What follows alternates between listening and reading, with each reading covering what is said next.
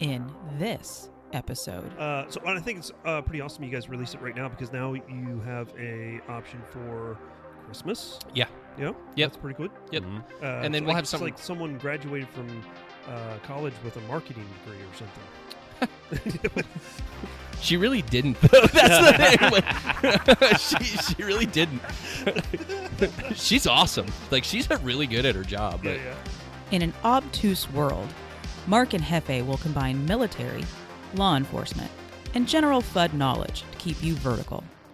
Welcome to the Live, Laugh, LARP podcast. Hey everybody, what's going on? Thanks for joining us on another edition of the Live, Laugh, LARP podcast. We've got a good one here, and actually one that's been kind of snowballing from the last two episodes. We're going to kind of pull a whole bunch of the content that we've done in the last two episodes into this one. You're going to hear a lot of clicking in the background because we have basically fidget spinners for adults. Dude, I got like a 40 on that one, just rocking in here. This is going to be probably one of the most chaotic, off-the-wall, everywhere episode that we've had in a very, very long time. Okay, sorry, never mind. Go on, sorry. You're going to let me continue to do this? Yeah, right. do the thing, sorry. Okay, so here's the... Jefe, introduce yourself. Hi, how Hi, you doing? I'm here. Okay, Still captured. I'm a 2-beer limit. We are... This is ADHD's like heaven right now because we have so much stuff going There's on. so many lasers everywhere. We've got cats jumping off of the walls and lasers bouncing and everything else. But before we get into that real quick, number one, thank you to you guys. We've been going rock solid for 2 years now on this podcast, and I really do appreciate everybody's support. Hey, you know what? I need to take a second to say, hey, Jefe. What's up? Thank you, dude. What do I do now? This podcast is largely in part of because of Jefe and just all the conversations that he and I have had, and he was trying to find a way to get this out into the ether and stuff like that. And he's also been a really good driving force in scheduling people and stuff like that. So I do appreciate the help on all of that type of stuff. No, belittle me so I feel better about myself. No, that's not how I do things. You belittle me, I praise you. See, this is how this relationship works. Cool. You need to edit in the grunt birthday party. Yeah! After that. With that being said, we do have a returning. Fourth Returning. time. Yeah. Fourth time? I don't know if this is the fourth actual, because there was that two-parter. two-parter. Yeah. So this could be 4 or 5. Yeah. And the one, his never came through. Was that quiet? It's Jake with Mantis. Hello, everybody. Yeah. We don't do the who are you, what you do, because Back again. Yeah, I know, right? One last thing that we got to do before we actually get into the meat and potatoes of this podcast is thank XS Sites. They are the title sponsor of this podcast. We do appreciate all of their support on this podcast. Hopefully, their continued support.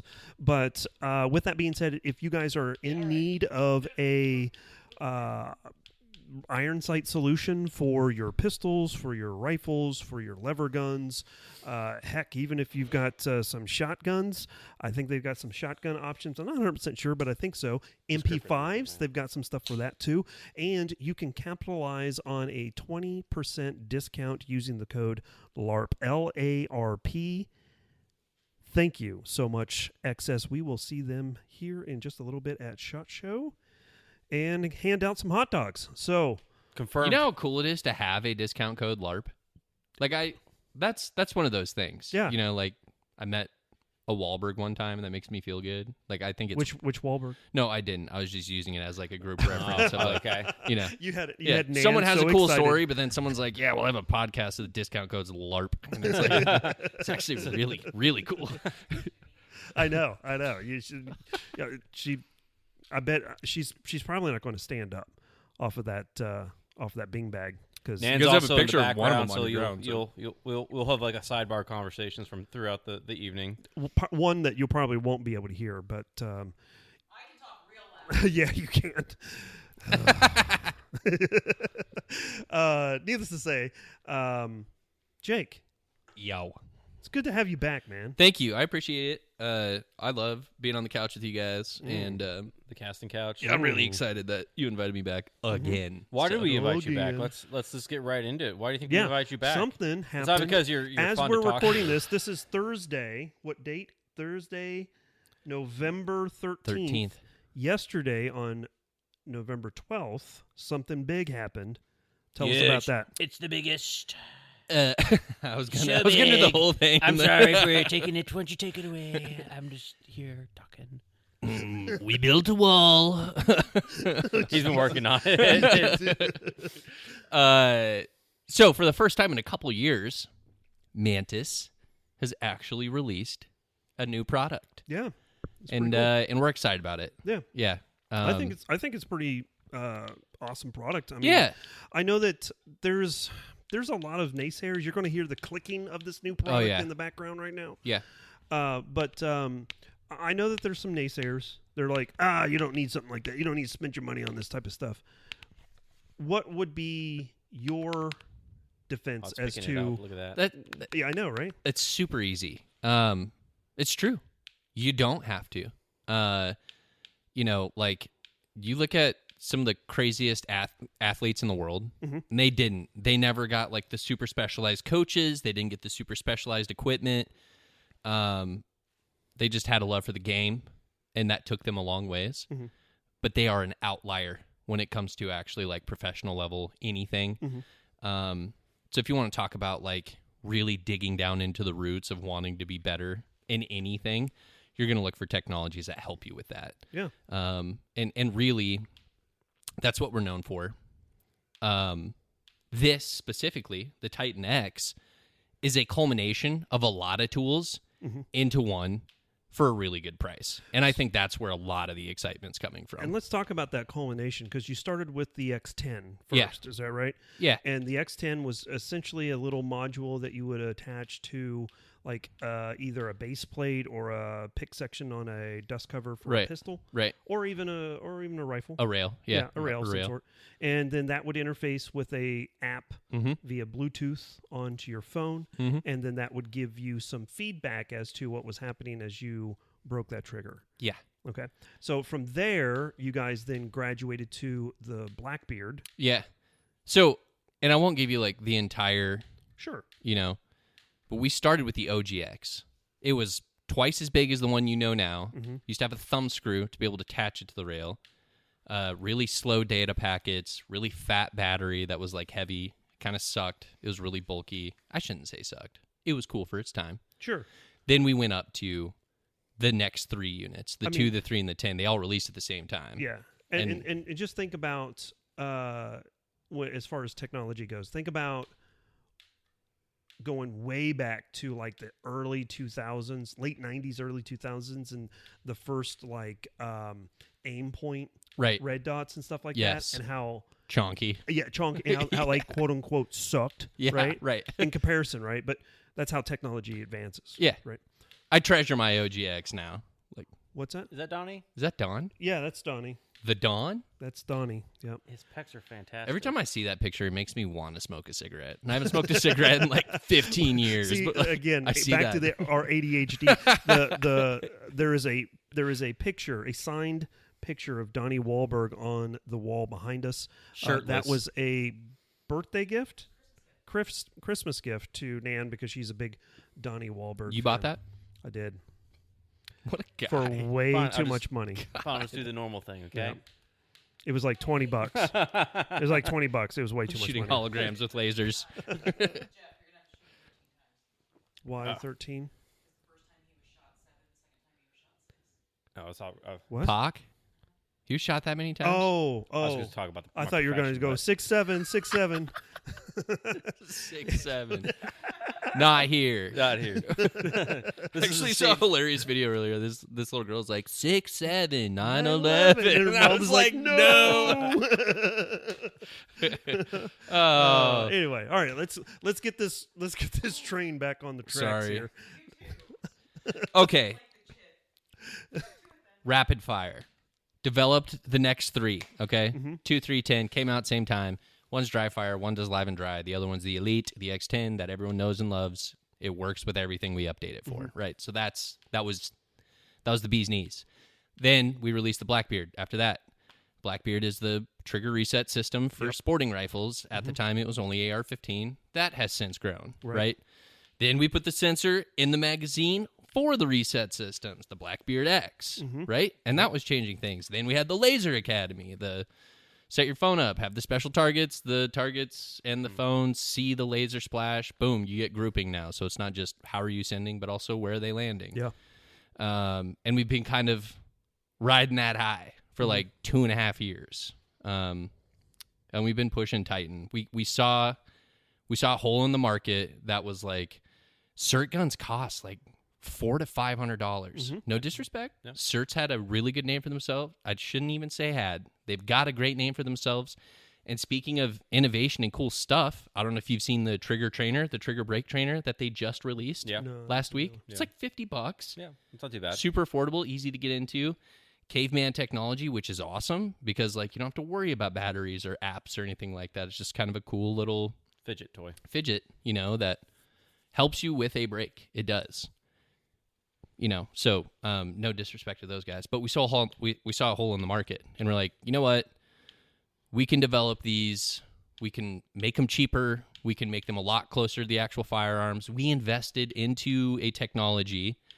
It's like a machine that can sense everything about a trigger. So we can like put this thing in there and let them squeeze, and this machine will tell us everything about the wall, the brake, the reset, the feel. And that's what we used for these. And like, for it not being exactly a Glock trigger, it feels like a Glock trigger, Yeah, it's not too far off. Yeah. So we saw that hole in the market, and we're like, you know what? Let's do that.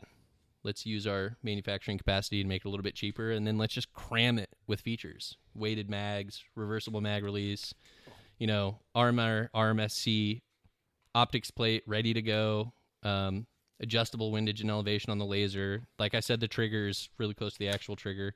And then we crammed the Mantis X sensor in it. So, yeah, well, they're loaded with features, and they're affordable. You guys can't see it, but I'm showing it off like the lady like from the Vanna White. White. Yeah. Well, the interesting thing is you've showed me how to take off the slide so you can access the battery and all that type of stuff. And you're absolutely right. It is jam-packed worth of stuff. Yeah. There, so. Yeah, and they're a little bit light. I think that's like the one thing a lot of people have kind of said to this point is, compared to an actual I would agree model with that. they're supposed to emulate, they're light. Yeah. But the trade-off is worth it, so. I think so. And this kind of pulls, we were talking off air, and to pull this into what I said at the beginning of the podcast, we had 2 podcasts ago, we had the guys from Drill Index. Right. Came on. They've got a deck of cards that has all of these different drills, which I think is pretty cool. It's simple. The coolness is it's in its simplicity, right? We have drills in our head, but you can only do, a bill drill so many times before you're like, okay, it's a bill drill. You can only do the Mozambique so many times before you're like, okay, it's Mozambique. It's fun, but I'd like to try something else. I can't tell you how many times I've gone out to shoot and been like, what do I want to dig through this ream of paper where I printed off drills and targets and like, what do I want to do today?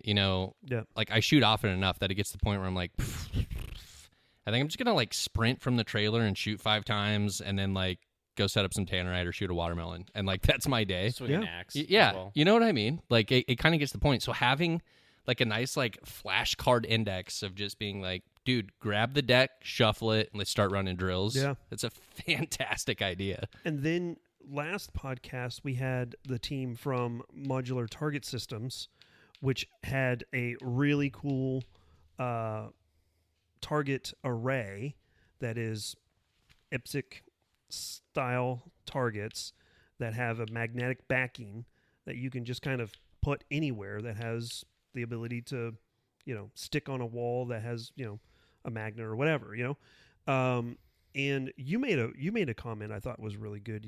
We've got now the TitanX. You can put that together with the modular target systems or just even targets that you cut out yourself, You got the drill index. You can set it up however you want.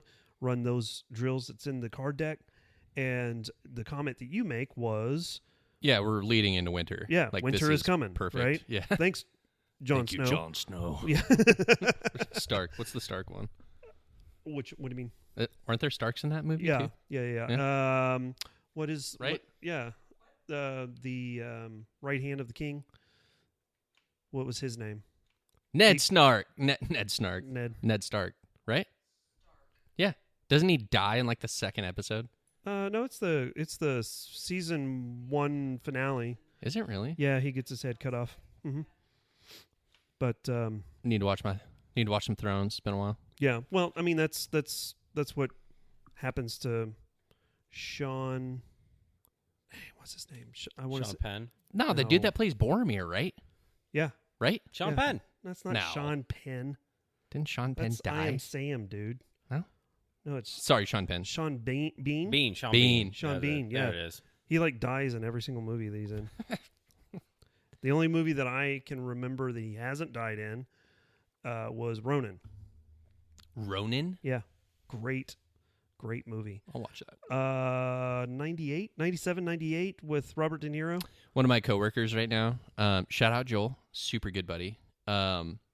He and his wife have this rule that they only watch movies. They didn't grow up movie buffs. Okay. Like, obviously did Lord of the Rings, but that's because they're fantasy nerds, Mm-hmm. you know. They have this new rule where they only watch movies throughout the calendar year they're in that were 20 years old. Oh, So, like, all of this year, they watched movies from 2005. 30 years old. Sorry, Oh. 95. I remember that because I recommended Congo to him, like, earlier in the year, and I was like, you guys got to watch Congo. Congo, dude. Tommy Boy's a good one. Is that 95? Well, I'll that's tell him for next year. But yeah, I thought it was a fantastic rule. I was like, No, dang, that's a that's good actually one. a really good way It to is, yeah, explore. and it's a good way to, go. Oh, there it is. Nailed it. Sick. Yep. So it's a good Another good winter activity. Yes, exactly. Oh, do they do it just in the winter or No, all no, year? no. I'm just All year. suggesting because we're talking about training in the winter. Yeah, yeah.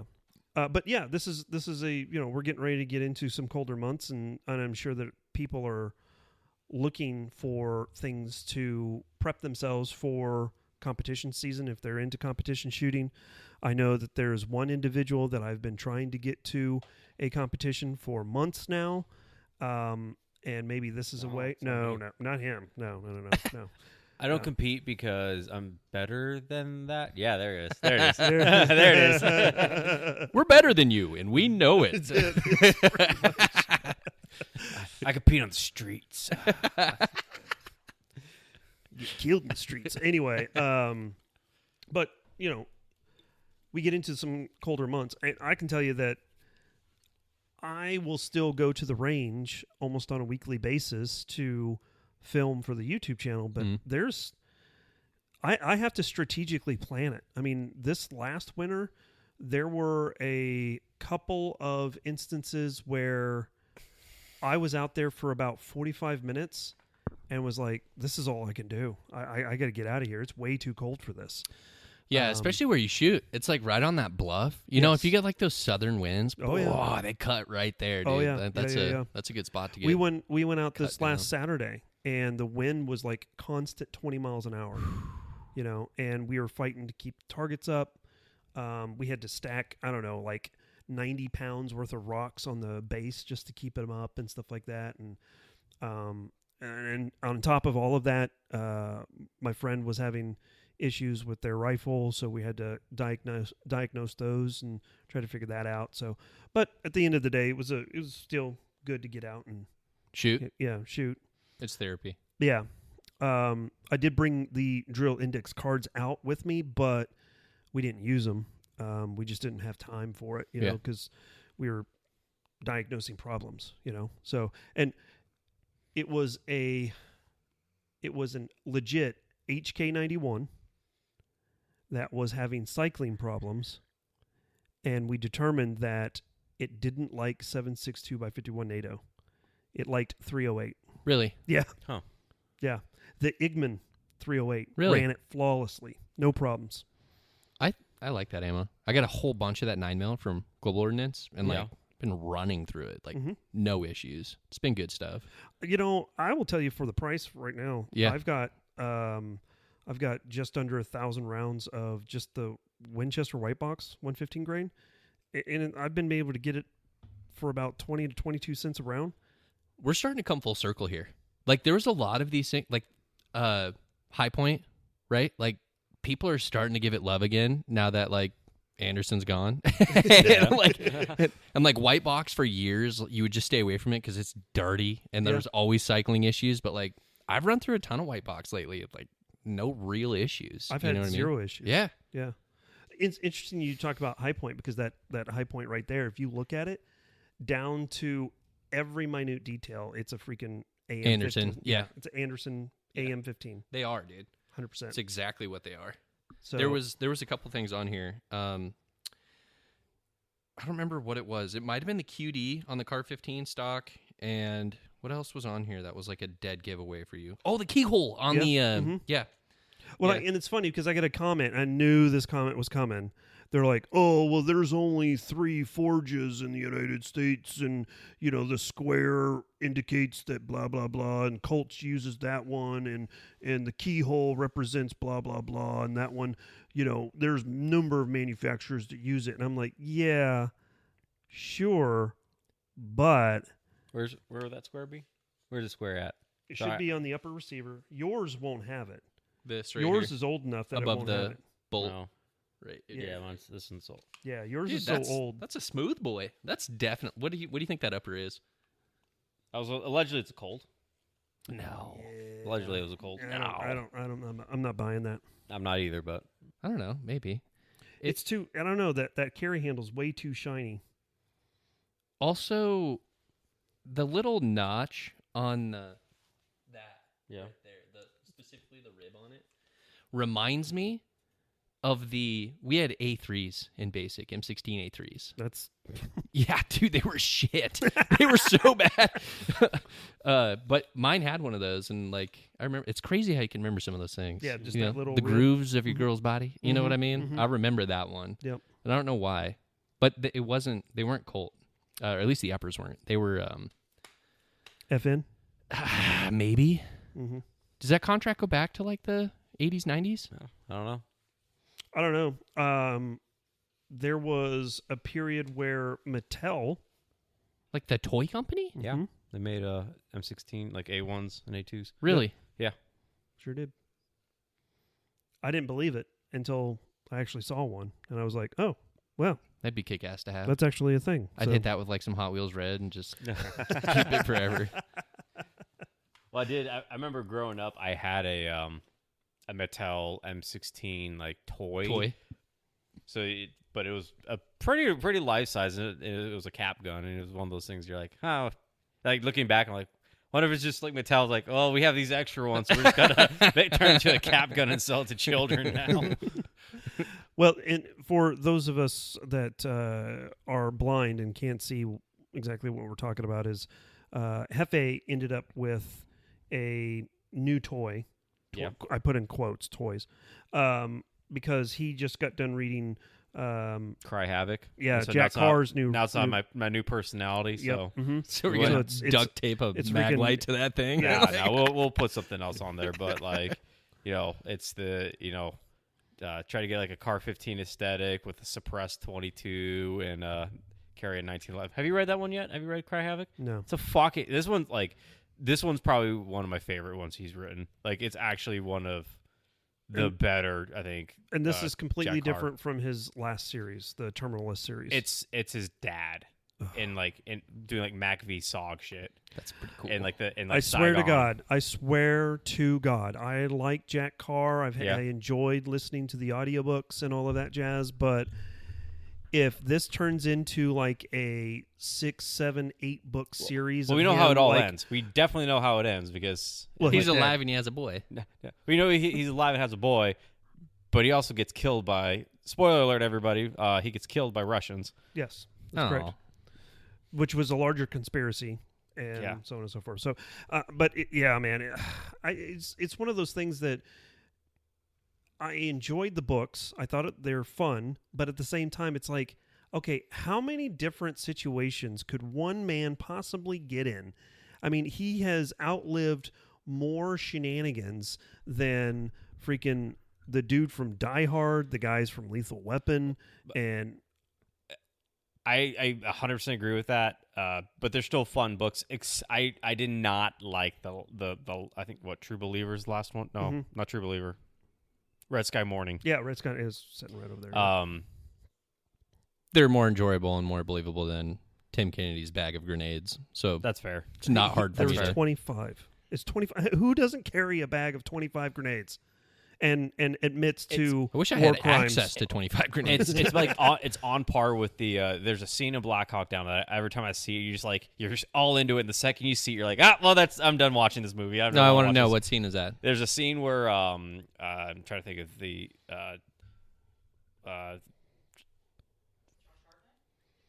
I'm thinking of the real names, not the fake names.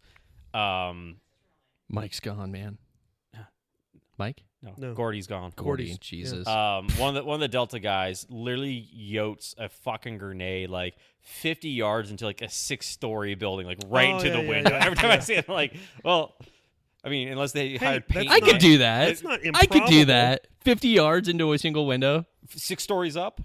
It wasn't 60 Oh, it's feet. like 3. 60 feet. It's like 3 It's like about 6. Hey, don't I mean, take that's- this away from us, Hefe. what about right? the chick Hawk at the basketball grenade. game from like the bottom court? Bro. We've seen the video of her throw the T-shirt rolled up. Oh yeah, You know what I'm talking yeah, about? for She made sure. it to the nosebleeds. She had Yeah. a rocket. You give her a grenade, that would have I thought you easily were- cleared I thought those you were talking stats. about the dildos that were coming out on the NBA. This. Every time I see it, I'm just like, oh, well, there it is, and I'm now out of this movie. he's got it saved on his phone. I'm looking at He comes up on the berm, right? Yep, Okay, there- people are everyone's blowing dying, up. everyone's Yep. getting blown up. Yep. And he No gets one's up- dying. There was only like 17 people that got killed. That's a lot of people for a military operation, but How many people were involved in it? You're talking a full company. look at this. Look at this. Yep. Here he goes. He throws it, and it's like 3 stories No, up.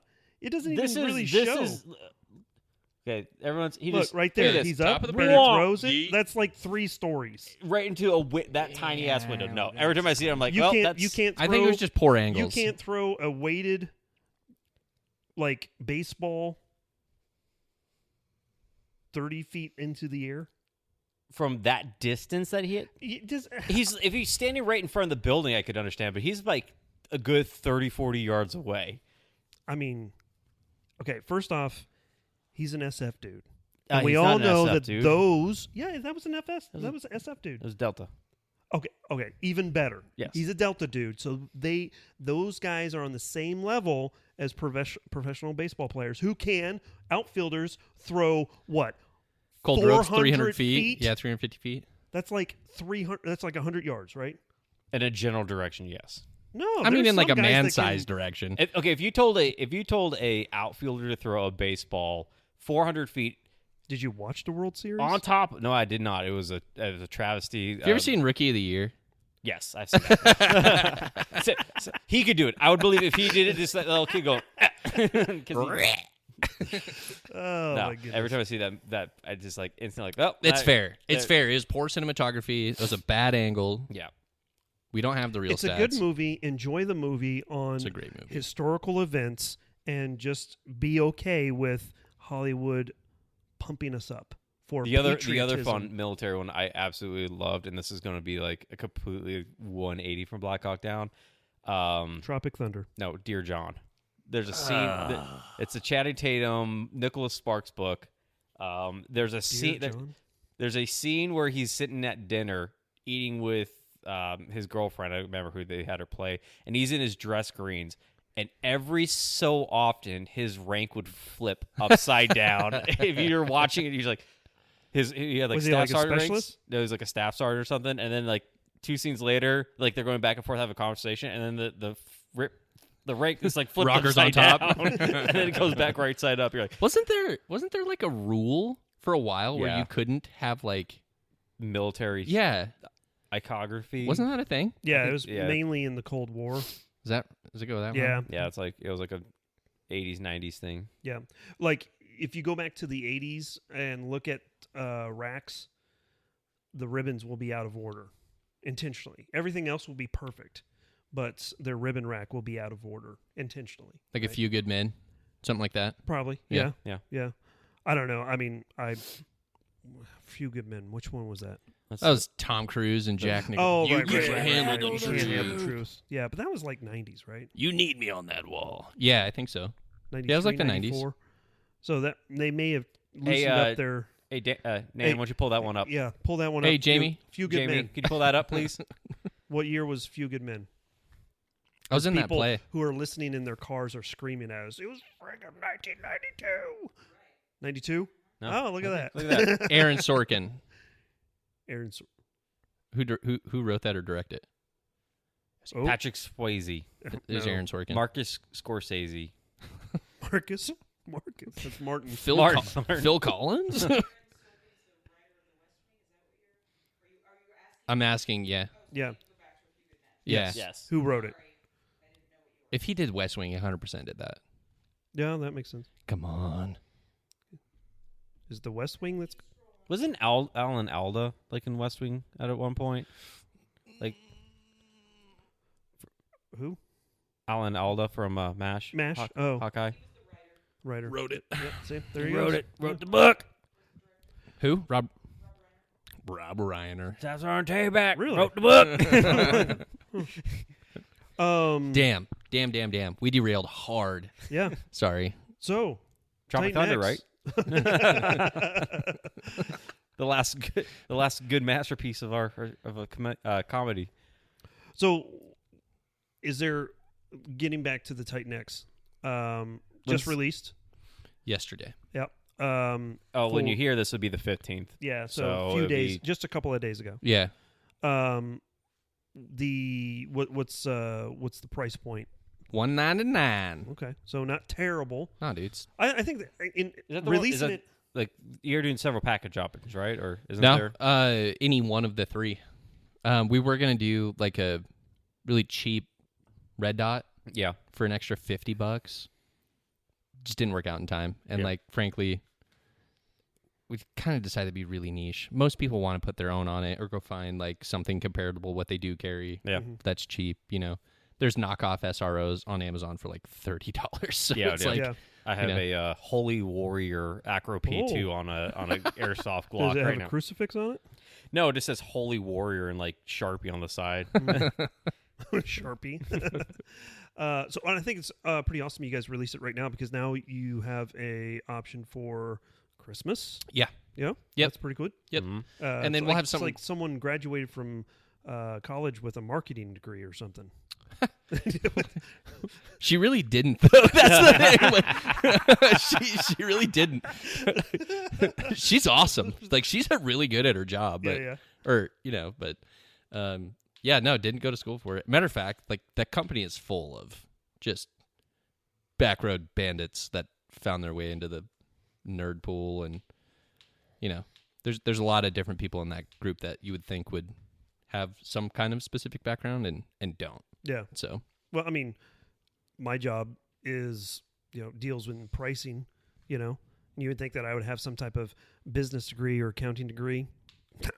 I got a history. what'd you graduate with? A history degree. Oh, really? Yeah. That's kick-ass. I wanted to get a teaching degree while I was going through college on the Green to Gold scholarship. And my counselor is like, well, if you're going to do that, you're going to need to take anywhere between 17 to 22 hours per semester. Ugh. And I was like, okay. And they're like, no, I don't think you heard me. Yeah. You're going to have to take a full year's worth of school in one semester.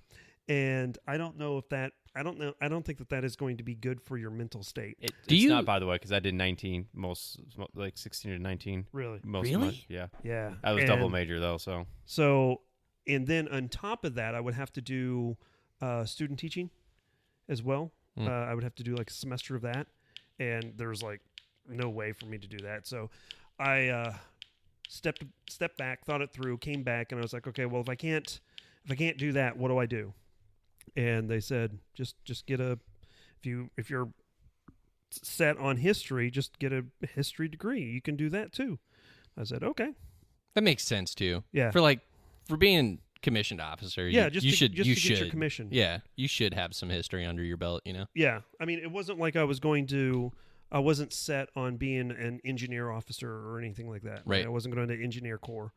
I was trying to be an aviator, and that didn't pan out. So it's okay. Our top graduate who got her top slot had a 4.0 GPA with a photography major. What? Yeah. And everyone's like, wow, she was so smart. I'm like, okay, cool. I'm out here double majoring this suffering. And cameras can be hard, but they're not. Cameras, that hard, a 4-year. Well, the interesting thing is, had I sandbagged like the semester before my assessment, had I sandbagged it and just like got C's and like a D and just barely passed, I would have come in probably right around that 50th percentile. So for those who are, this is what's so weird about the accessions process, especially for officers going to like the RTC, is you when you like your senior year, you get like ranked 1 to like whatever, like nationwide against all cadets. And when you put in like what branches you want, you do like a tier list of like, hey, this is my number 1 pick $3 way down to like 15, and to be equitable, so they don't just have like, you know, all the top people going to like one branch. They take that list, cut it in half, and so like 1 gets their spot, and then like 51 gets their stuff, and then they go down the list and fill from there. So if you do good. You have to be like elite. It's like to get what you want, and then if you do just under elite, you're like, you're screwed. Either be 10% or be like 50-60%. Don't be that like, you know, 30 to 40%, because then you're just like stuck with chemical for 5 years. Could you imagine? Like your last semester, they're like, dude, I don't know if you're gonna even scratch top 15. You're like, all right, well, I'm gonna start tanking my classes and barely scratch out of here. And so that was a decision that I had to make. It was, do I start tanking just to see if I can get into that 51 percentile? And I made the conscious decision that it's like, no, I'm going to put forth effort. I'm going to do the best I absolutely can. I was a junior in college before I got my very first 4.0 GPA, right? Grade card. I was never a good student in high school. I worried about sports more so than anything else. And now my future was dependent on how good I did in college. And unfortunately for me, it just wasn't good enough, you know, to be aviation. I then I got my second choice, which was ordnance, and became a ordnance officer, which is ammunition maintenance management, for those people that don't know. Basically a logistician. And I didn't realize that EOD was a part of ordnance. So I had an opportunity to go into EOD and become an EOD officer. Dude. Which that would have been so cool. But then just life happens, and it turned out that freaking Amber got pregnant through a series of events. That's how that works, that was everybody. How that worked. Science. Yeah. But anyway, What? How does that work? Yeah. So, but anyway, but at the very least, I ended up at Fort Campbell and got to do some really cool things. I was just at Campbell. Really? Last week. Yeah. Yeah. I went down Still with a shithole. Hung I'm out just with kidding. fifth group. Yeah, it is a shithole. Dude. So Amber got commissioned as a quartermaster officer, and she got Fort Campbell, which is why I ended up at Fort Campbell, because they co-located us since we were married, right? And she was at Fort Knox doing a summer camp. She was cadre for the cadets that needed some further development on like land navigation and leadership and stuff like that. So over the summer, they would send these cadets that needed a little bit more help to Fort Knox, and they would do kind of a mock summer camp. Well, I went out to see her, and we'd made the decision to drive down from Fort Knox to Fort Campbell just to drive around and see what it's all about. We drove on post, and I was like, there is no way that this is the 101st Airborne. Yeah. It was a dump. I was like, bro. I was like, this is the housing? No way. Well, we were looking at lower enlisted housing, so it was like fourplexes and stuff like that. And we were on kind of the backside of Fort Campbell, so we didn't really see all the new buildings and stuff like that. But it's interesting to see that. I was shocked, honestly. Yeah. And like, I've recently spent time on Fort Riley. You know what I mean? Like,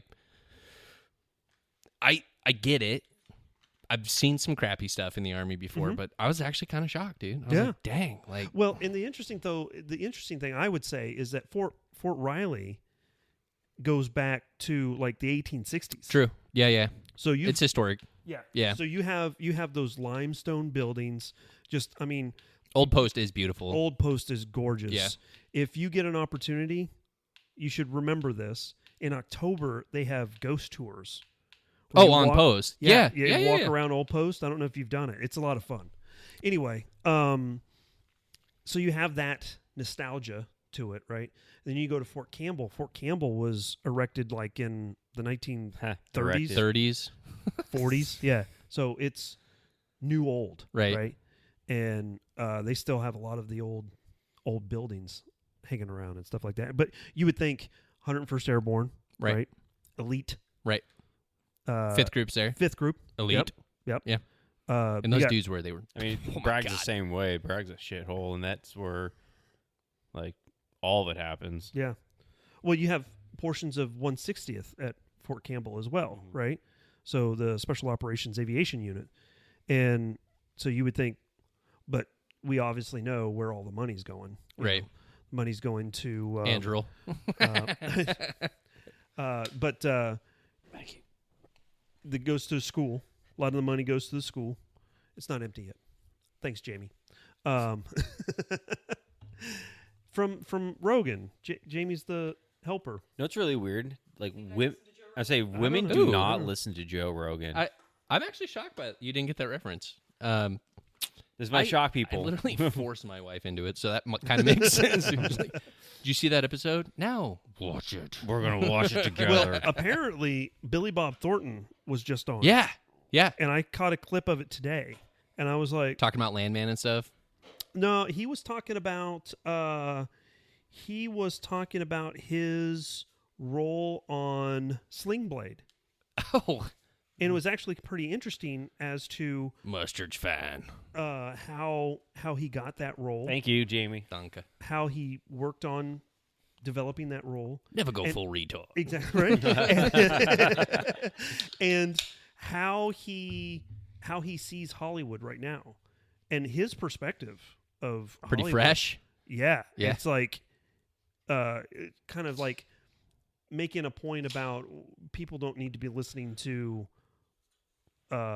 Taylor Swift's political opinions. Oh, Sydney Sweeney's. I'll listen to her political opinions. Oh, Jesus Christ. Celebrities. His point was you shouldn't be listening to celebrities' opinions. They don't know unless they have deeply studied certain subjects. Right. They don't. Their opinions are meaninless. Right. So I thought I saw something about that where he was talking about like that's a weird thing that's coming up because Sydney. Billy Bob Thornton just did that. Sydney Sweeney, like the viral memes coming out of that. Yeah. And then Jennifer Lawrence did the same thing. She was like, I don't think. Yeah, they talked about that too. Would that one be a saver though? Because like when we start to see the trends change, there will be like an occasional step release that's like, no, I've never done that. It wasn't Billy Bob Thornton talking about Jennifer Lawrence. It was Nerdrotic.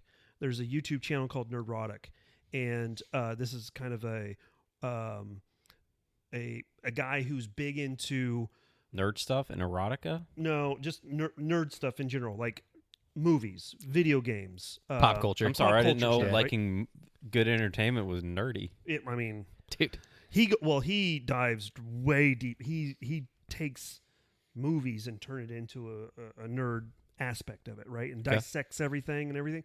But he does it from more of a right-leaning side of it, right? And his video that he just put out yesterday was talking about how Hollywood is collapsing, right? Yeah. And he references not only Billy Bob Thornton's interview, but he also talks about Jennifer Lawrence and how Jennifer Lawrence came out in like 2016, 2017 and was like obviously very opposed to Trump and everything else. And then all of a sudden now she's like, well, I don't think that people really should be listening to celebrities on their opinions because they don't really know what they're talking about. And I'm like, Hey, people can change, man. I mean, I suppose. at least you're like developing. It's where you go from, hey, here's all my nudies from online to maybe you shouldn't listen to me about political opinions. I remember that was a big thing. The when her Apple iCloud got hacked, and that was like one of the Was first. that her? That was her. Jennifer Lawrence? Yeah, that was like the first major, kind of like female celebrity that had a very, very not okay password for her very, very private stuff, and someone found out about it. And I'm gonna have to Google this because I want to know what that password was. Well, I love that. The thing that really turned me off about Jennifer Lawrence is the fact that she made the comment about Hunger Games that she was the first female action lead. star. Yeah, and I'm I'm like, whoa. Terminator? Come Sigourney on. Weaver? Yeah, dude. Ripley? Not Come even on. close, Galaxy Quest? dude. Not even close. Galaxy Quest. Oh, I made Nan watch that movie. It's so good. It's so good. It's so she good. did not like it. She What did about not. what's the recent one with who does Family Guy? What's his name? Yeah. Yeah, Did you watch The Odyssey? Mm-mm. That's Seth MacFarlane. The Odyssey. yeah. It's in Right? it's like Galaxy It's Quest. so funny, dude. It's Is it? so good. Yes, it's Okay. hilarious. When did that come out? but it's a TV show, isn't it? Yeah, like 3 or 4 years ago. It's We've been actually enough. the one that we've been watching a lot. It does not help my new dive into my gun selections is Dark River on Netflix. It's did anyone see Longmire at all? I know, know of it. Yeah. It's like mainly it's like a mid-70s like murder cop show, but it's all taken on like the Navajo reservation. Okay. It's super interesting, and like all the cool guns in it because they're all like all police specials and everything like that. And they chase people Lot of like Fitzies? 870s. Any Fitzies in it? No Fitzes yet, but Okay. it's just super cool. It's a super low budget. Sometimes you're like, there's that low budget. It has like a lot of low budget CGI, but super cool if you like those kind of like Western like. You're starting to remind me of the meme that is like talking about it's got like 4 sets of guns on one side and the other side. It's like brand new into guns, never knew anything. Getting Yeah. into training, doing okay. Expert level marksman knows all this stuff, and like every level you go down, it's like vanilla ass guns, gun with a light, and then like expert levels got like diving boards and IR lasers, and Yeah. and then it's like the trees are whispering, and then it's like I a just Car saw that one 15, and today. like I saw that, yeah. And it's like a M16A2 Yes. and a freaking revolver. that's where Hefe's at. Now we Yeah, know. Yeah. This is where this comes full circle, guys. Don't go any further. Just buy Glock, be Dude. happy, please. Because, okay, here's the whole point. Because next episode, that we've already got it lined up. Do we? Yeah. Next Thursday, we're Joe? recording. Yeah. Joe from We're gonna talk Firearm about TRP Freedom. operate Oh, for nice, 2.5 nice. So hours. he's now fallen into 230 grains of pain, 45 ACP. So Tell you what, so two this world is, this wars. Is, this is why this is happening the way it is. No guerrilla conflicts. Our department is having I'm trying to be political about this. Our department's coming out with a policy of potentially personally owned sidearms for patrol, which works some departments, but we're not big enough to do that kind of program, or we don't have the resources to do it. So Whoa. What are we gonna see? Start seeing, Wait. You got to back that one up. what's up? How do you not have the resources? Complete side note: we sat like we were yesterday. I burned about 1,000 rounds under night vision, looking at my 31 alphas. What? Looking at the stars last night. I was actually really like. Yeah. Did you catch any Northern Lights? Yeah, Does that change shit up? And I've never seen like pictures of northern lights through tubes before. It Like, doesn't. I mean, it's just whitewashed. Is that all it is? That's all it was. Yeah. But it was still pretty cool to watch. And then there was a meteor storm last night as well. So we were just there was a point where we're shooting, and then someone's like, "Hey, look at that!" And then next thing you know, we're all just Everyone's- laying down on the range looking up at the sky, like, "Wow, that's so cool." But going back to your Yeah. comment about not having the resources for personally owned firearms Yeah. for duty use, how does that work? How do you not have resources if the officers supplying it themselves? Well, because the biggest cost is going to be by our policy. It's mandated that all duty weapons need to be inspected by a qualified armorer every year. Okay. So how many armors do you guys have to have? We have about anywhere for Glock. I think we have 6, and then for Jesus. ARs we have like 3 or 4. I was thinking like 3 actually. No, we have like 6. But the Wow. but the nice thing, I mean, but it's Glock, so I can fix any Glock the department has. Now, if someone has like a CZ Shadow and someone over here has this and that, now Someone's got a staccato. Someone's got a TP. now how we're gonna do the what are you gonna consider qualified armor? Because And not to mention, dude, we are in the age of Turkish knockoffs. oh Like, yeah, there would be so the, many. The director is the ones pushing this because he wants to carry a Canik TP9. Oh my! You're like, my brother in Christ, please. Like, So I always mess this up. yeah. And like, no disrespect, my dad's got a TP9. Like, there's a lot of people. There's a lot of them out there. Please be disrespectful. Are they Turkish knockoff Of a PDPs? Okay, or VP9s. That's my understanding Okay, of all it. right. Is that correct? No. See, I didn't know if it was- P99 Oh, what? or PPQ. Walter, That's Walter. PPQ. Yeah. See, I could never tell if it was like a PDP type or if it was a VP9 type. Yeah, it is a clone of a Walther. What's the SAR 9? That is a combination. I have one. It is a combination of the frame is a VP9. Yeah. The slide is a Glock. Okay. All right. Yeah, the Also, slide is... and no hate, some hate, right? Because we're the purist. We're the Yeah. purist. We are purists. We're purists. We're purists. Well, I mean, I'm out not. of- I'm out a of- fucking sell. Oh, hard F. Sorry. No, I'm a okay. sellout, dude. Like, I love knockoffs. Like, I want to go get one of those Orthos Arms Panzer M4s. You know what I mean? Oh yeah, Like, that's what I've been trying to get Mark to find us one for like yeah, decades dude. now. I want one. But and like the RXM, 100%. I should just go buy a Glock. Like I Yeah. should, and I No, used to. You shouldn't though. That is actually, I think, my position on it is that once Flux gets off their ass and figures out how to do a Glock, The- they'll. I know. I want one really bad, Yeah, dude. I think SHOT Show's going to be really interesting this year. Yes, I think so. sir. SHOT Show's going to be really interesting this year, and Speaking of frame guns, did you see the Taurus Strike Industries? they're like the 22, You know how much they want for that thing? like $1,100. Yeah, dude. No way. Yeah. No, sorry, not the TX22, the 9 carry, millimeter, the 9 version, right? GX4 GX4, carry, yeah. Mhm. something like Yeah, that. yeah, mhm. Yeah. $1,100 for that thing. Yeah. Yeah, and no. it's seriously just like a GX4 that they mold the Strike Industries Yep. paddle on. And I was Yeah. like, damn, dude. Yeah. Well, the other one, speaking of Taurus, the other one I saw that actually I kind of want now. I've seen like a lot of people modding out the Rossi Brawlers. Ooh. Where it's a break action 300 blackout, Right. but there's an M-lock like foregrip that someone's made for like $40, and it extends it to like the end of the barrel, and then you put a can on that, and then people have made like a Picatinny like SBR stock thing, so But, it yeah. makes like a little, I think it's like people are putting even like an LVPO and a light on this thing. It's, That is like one a- hell of a raccoon It's like gun. a 20 You know inch what I mean? like 300 like suppressed 300 blackout that you're just like dusting coyotes with. I thought you were going to talk about the have you guys seen the printed frames that are getting really popular for the TX22s? Like that Oh, yeah, TX22 I with saw- the yeah, I FRT saw it, is yeah. getting Oh, nuts my right now. God. Yeah. But yeah, they're printing like this. It looks like a Freaking 1,200 rounds a second or a minute. Or dude. whatever It is. It's actually impressive. It is. Yeah. And I know that. I'm all on board for this FRT stuff. Man, I want and more models. PSA had TX22s for like $250, Look at that thing. and I was just.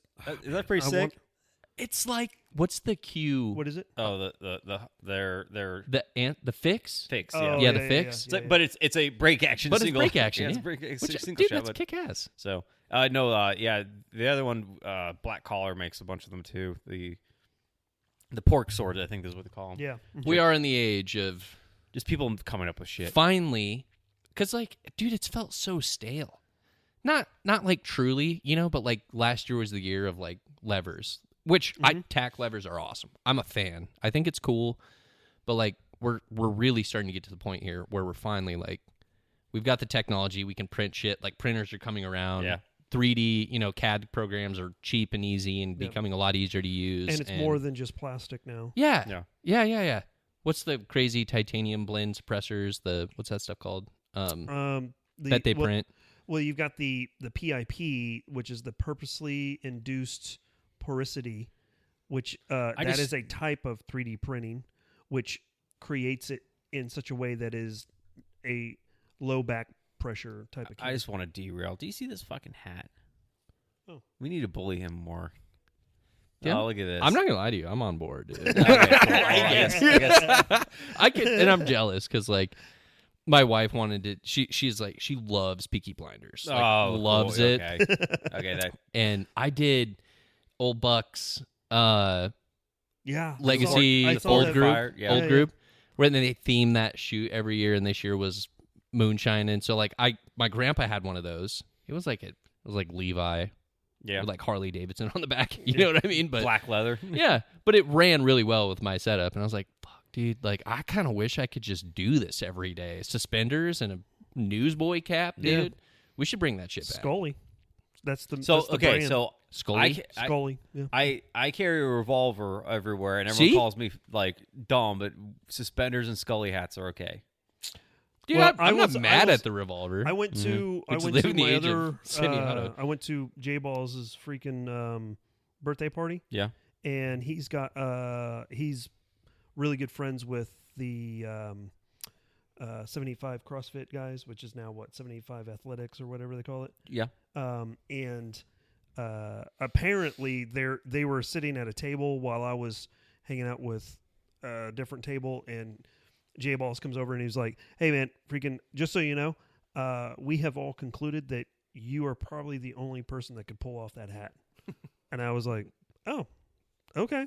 He's like, "No, you're rocking it pretty good." And I was like, "Okay, all right, well, thanks, appreciate it." I can't wait till you get to the day where we talked about this around July, I think.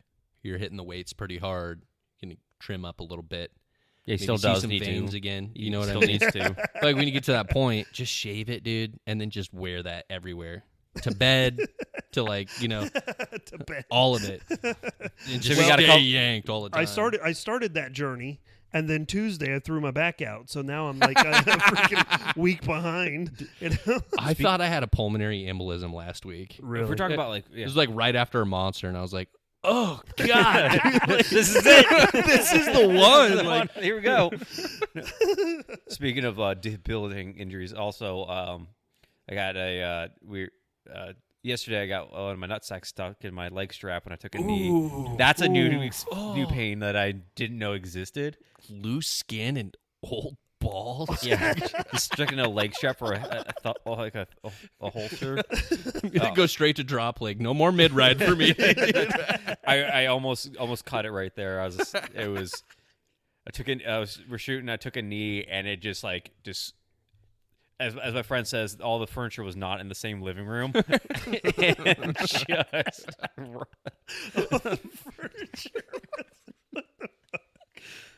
Oh my God. yeah. So Tough pinch. yeah, so I'm not carrying appendix today. Well, are you going to carry appendix once you get your TRP operator? I don't know just yet. I've actually been carrying strong side for a little bit now. After a lot of what Bill Rapier and Craig Douglas talks about when it comes to like weapon retention, just makes a little bit more sense for what I like. And then part 2 is majority of. Yeah, I see. What is this? This is the Tactical. Okay. They call it the sidecar, but it's because he's a power nerd and mad respect to Dave, because the dude is a genius. But this bridge system allows you to put whatever you want on it. Yeah. Right? So it's a lot easier with this instead of most of those are hinged right in the middle in the Kydex, or these bridge systems are like rigid and Tegris like very or whatever. Yeah, like Tegris is. Yeah, designed specifically for their holsters and stuff. He like the whole genius in this is just the bridge system. Everything else is like whatever you want. Now they're all his holsters and stuff, but you could theoretically put any holster. Yeah, or combination stuff. Combination. These are awesome. Something that was like that, where some guy was just putting random shit with it to include like I can't remember what company makes it, but it's like a fucking the laser module they use to like guide J dams for JTAC. It's like this big like fucking wizard wand looking thing. So he's like, and I got my Glock here and my wizard wand. J damn you. So no, the concealed carry a J dam. So the I've been carrying strong side for a little bit, and also since like 90% of duty, like all my duty carry is strong side anyways. It's very similar. Does it feel more natural? It feels better, especially when like I think what a lot of people miss or don't like account for when it comes to appendix carry is have like wee little children that want you to pick them up all the time. Yep. Like you can't even tie your shoe that you want your 30-pound kid to be like, Dad, pick me up. You're like, kid, no, not today. Daddy's rocking the G17. I got to get to a knee to get down to get to you. Yeah. Yep. So strong side has been better for picking up kids and living the normal life. God damn, we are getting old. Are you talking 3 o'clock or? The one I have right now is Black Point's. They call it FO3 4 to 3, so it's just a little bit further 4 than 3. I mean, a little bit closer to the cheek than the hip bone. No, it's a little bit more past the hip bone. So it's like mine's sitting right about there. Yeah. So it's like. God, I forgot you were wrong-handed. I was like, why is your gun on that side? It's a cross draw. Yeah, cross draw. It's not strong side. The opposite of strong side. So just put it in the low in your back and just flag. Oh, the FBI! Like I don't know. The other day I was cleaning something out and I grabbed like my revolver. I just did like the tuck behind like in the small of the back pants. You're like, give me air dog. What's up, dog? Like it does feel good. It's just not practical. It feels good, and then you sit down. And you're like, this kind of sucks, and then throughout the day, it just kind of like wobbles around, and then you're like.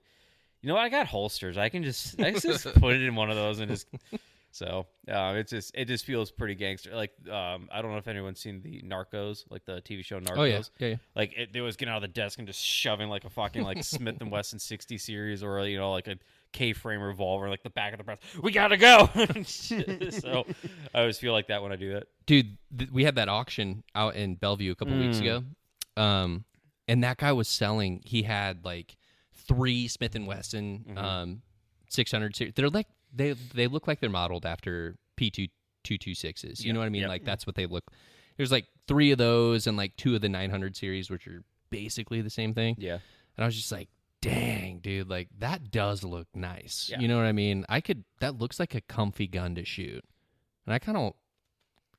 I'm starting to bleed into that sort like of the like Smith & Wesson like 6905s or whatever. Yeah. Double like the introduction to like law enforcement's double stack. Like, yes. You had the 6909s and you had Glocks, and everyone kind of went more of the 69s. Yep. Mainly because, or the 600 series, mainly because it's like all steel. Like we don't want this pussy plastic. And then here we are, 70% of all. I think cops carry Glocks. I think they were all LE trade-in, too. Yeah, those definitely all LE trade-in, because I don't think... not many people bought them. I think it was like, except for cops. Yeah. I think, if I remember correctly, Greg's Gruns did a limited run of threaded barrels for those. And then... That's very, not, I want to say Serpico. That's not right, though. But put a can on it, and I think he calls it the Hush Puppy. Yeah. Right? Yeah. So that combination is what he called the Hush Puppy, and I think he just did a video on it or something. I'll have to go look. But I thought that was very interesting. Does anyone see the Glock hush puppies? What some guy did for those? So it was a slide barrel threaded like the combination. You put a suppressor and there was a switch on the side of it. Yes. And what it did was, I think it was like so you can either it will lock the slide. So you hit that slide lock and you push the trigger, and it was fucking quiet. It wouldn't cycle the slide, but it captures all that. What? It's almost, then you had because most of the noise you get from is from the slide actuating and lock the slide What? and just pop around, and then you have to manually rack the slide. Or you can just be a fucking man and shoot it like this. What was fuck, dude? that, Actually, dude. this does not hurt. We tried this the other. No way. No, it does. It's not that bad. What he's doing is he's holding his thumb on the back plate of the slide of a Glock to prevent the slide from actuating. So we tried this. Chuck Hager came out and taught us a bunch of stuff, and a lot of it was like close retention shooting. And this was kind of the you get the gun out, and it's just like I'm pressing into somebody, put it on the back, pop a round out, and as you're like creating distance, rack it, and then continue shooting. Why?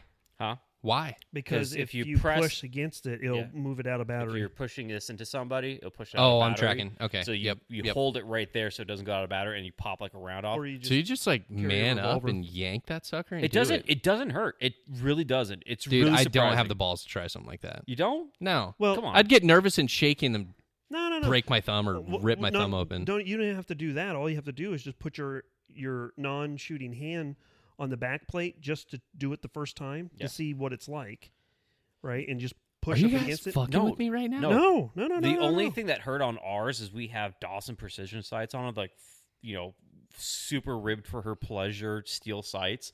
And so if you wrapped your finger like this and shot, it really didn't feel good. So you almost had to. I had to definitely really, really do a high thumb on it. I mean, when I was doing courses through I don't know. Tactical Response or with the Warrior Poet Society, when we were reholstering in the appendix position, what is the natural thing to do? Put your thumb on the slide. Put your thumb on the slide to make sure that the slide stays in battery. And if it isn't, or if something's happening, you can feel all of that, and that was one of the things. Is like, it'll go off. It's not going to feel good, but it's not going to break your thumb, right? So, what are you looking at? He's showing me a video of this. Oh yeah, is that a COA? Yeah.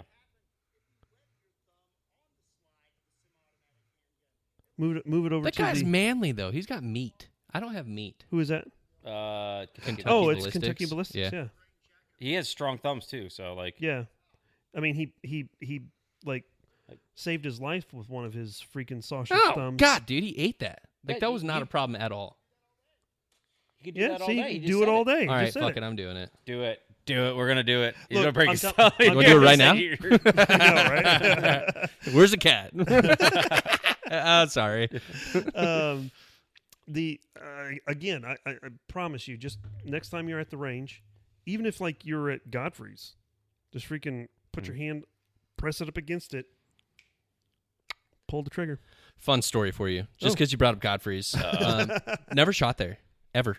Really? Yeah, but I did go out to Corn Dodger for the last PCSL. Yeah. Dude, that was awesome. Yeah, good those guys were great. I missed it. I was in Wyoming. Yeah. Yep. I remember sending it to you guys. Yeah.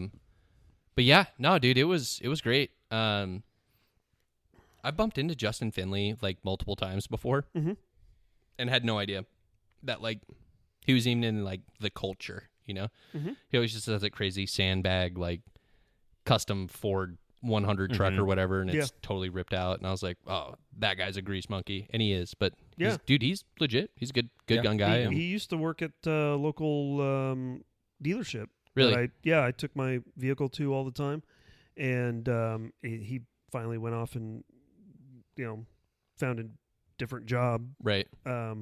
Still a gearhead. Yeah. 100%. So anytime I have any questions about anything, I'm just like, hey, so the dealership's saying this. What do you think? And he's like, yeah, I wouldn't. Mustard's fine. I wouldn't listen. So, but no, yeah, and he's a fantastic shooter. He's a great shooter. Yeah, of course, his rifle is tuned. Yeah. And when he does something slightly different, like let's say he uses a different ammo, you can tell, because if it's not tuned correctly to his rifle, he's going to have a bad day, and he'll let you know. And not crying about it. He's just like, I'm having a rough day, But if you can compete at his level, you're doing pretty good. I was just going to bring that up, so I wasn't. Yeah. But I was shocked. That was my first ever that was the first and only thing that's on my practice score. Mm-hmm. And out of 47 shooters, I was top 20. Oh, 47. Yeah. It was That was a huge. big crowd. It was Yeah, huge. yeah. There were a ton of like Nebraska, Missouri. Yeah. Obviously a ton of Kansas. That dudes, is but- one of the things that they're concerned about too. Is so I started shooting up at Corn Dodger. I want to say 2015 or 2016, and it was like normally 20 dudes, and that's when they were running 3-gun. That's still a decent crowd though for Yeah. these parts. Yeah, exactly. And now all of a sudden, in the last year or so, it's constantly 35 to 40 guys. And the last one that I was able to make it to, Justin was like, hey guys, we're going to have to start getting people to sign up online through Practice Score, because if you show up and we've got 40 shooters or 45 shooters and we don't have enough RSOs, we're going to have to cut it off. And Yeah. I would hate for someone to come out here and Not get to shoot. not get to shoot. Yeah. Yeah. And I'm like, man, that's a damn good problem to have. Yeah. It was. I was not expecting that crowd. Yeah. And it's unfortunate because they are a little bit limited. They've only got 5 bays, right? So, that means that they're going to have at least 5 RSOs. They're going to have 5 scorekeepers. Scorekeepers, Yeah. yeah. And then if you put 10 people per squad, you're going to max out at 50 shooters, and 10 people per squad is about the limit.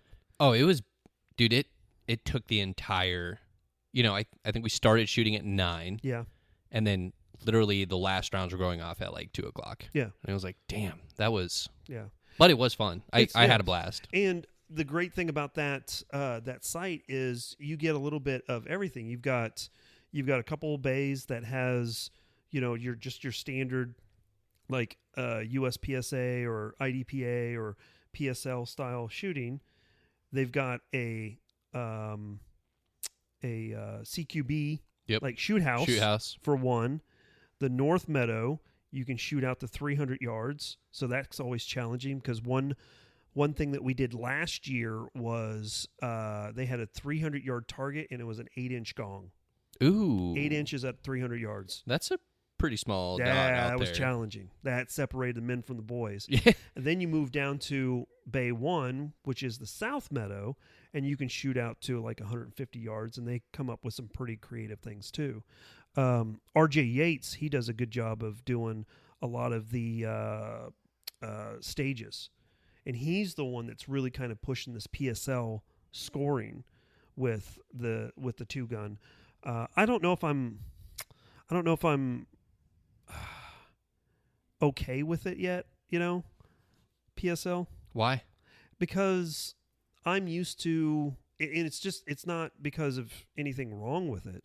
It's just my mentality is like with Kalashnikov or Kalash Bash or previous 2-guns at Corn Dodger is it's 2 on the target, neutralizes the target. But now all of a sudden, it's got to be 2 in the A zone or it's freaking points off. Yep. It's like IDPA style shooting. Yep. Oh, like you have to actually be accountable for your hits. Oh, Yeah, no. exactly, right? Oh no! It's not that. Yeah. But you're if not you've been accountable. shooting that way for years, Exactly. that would Yeah, suck.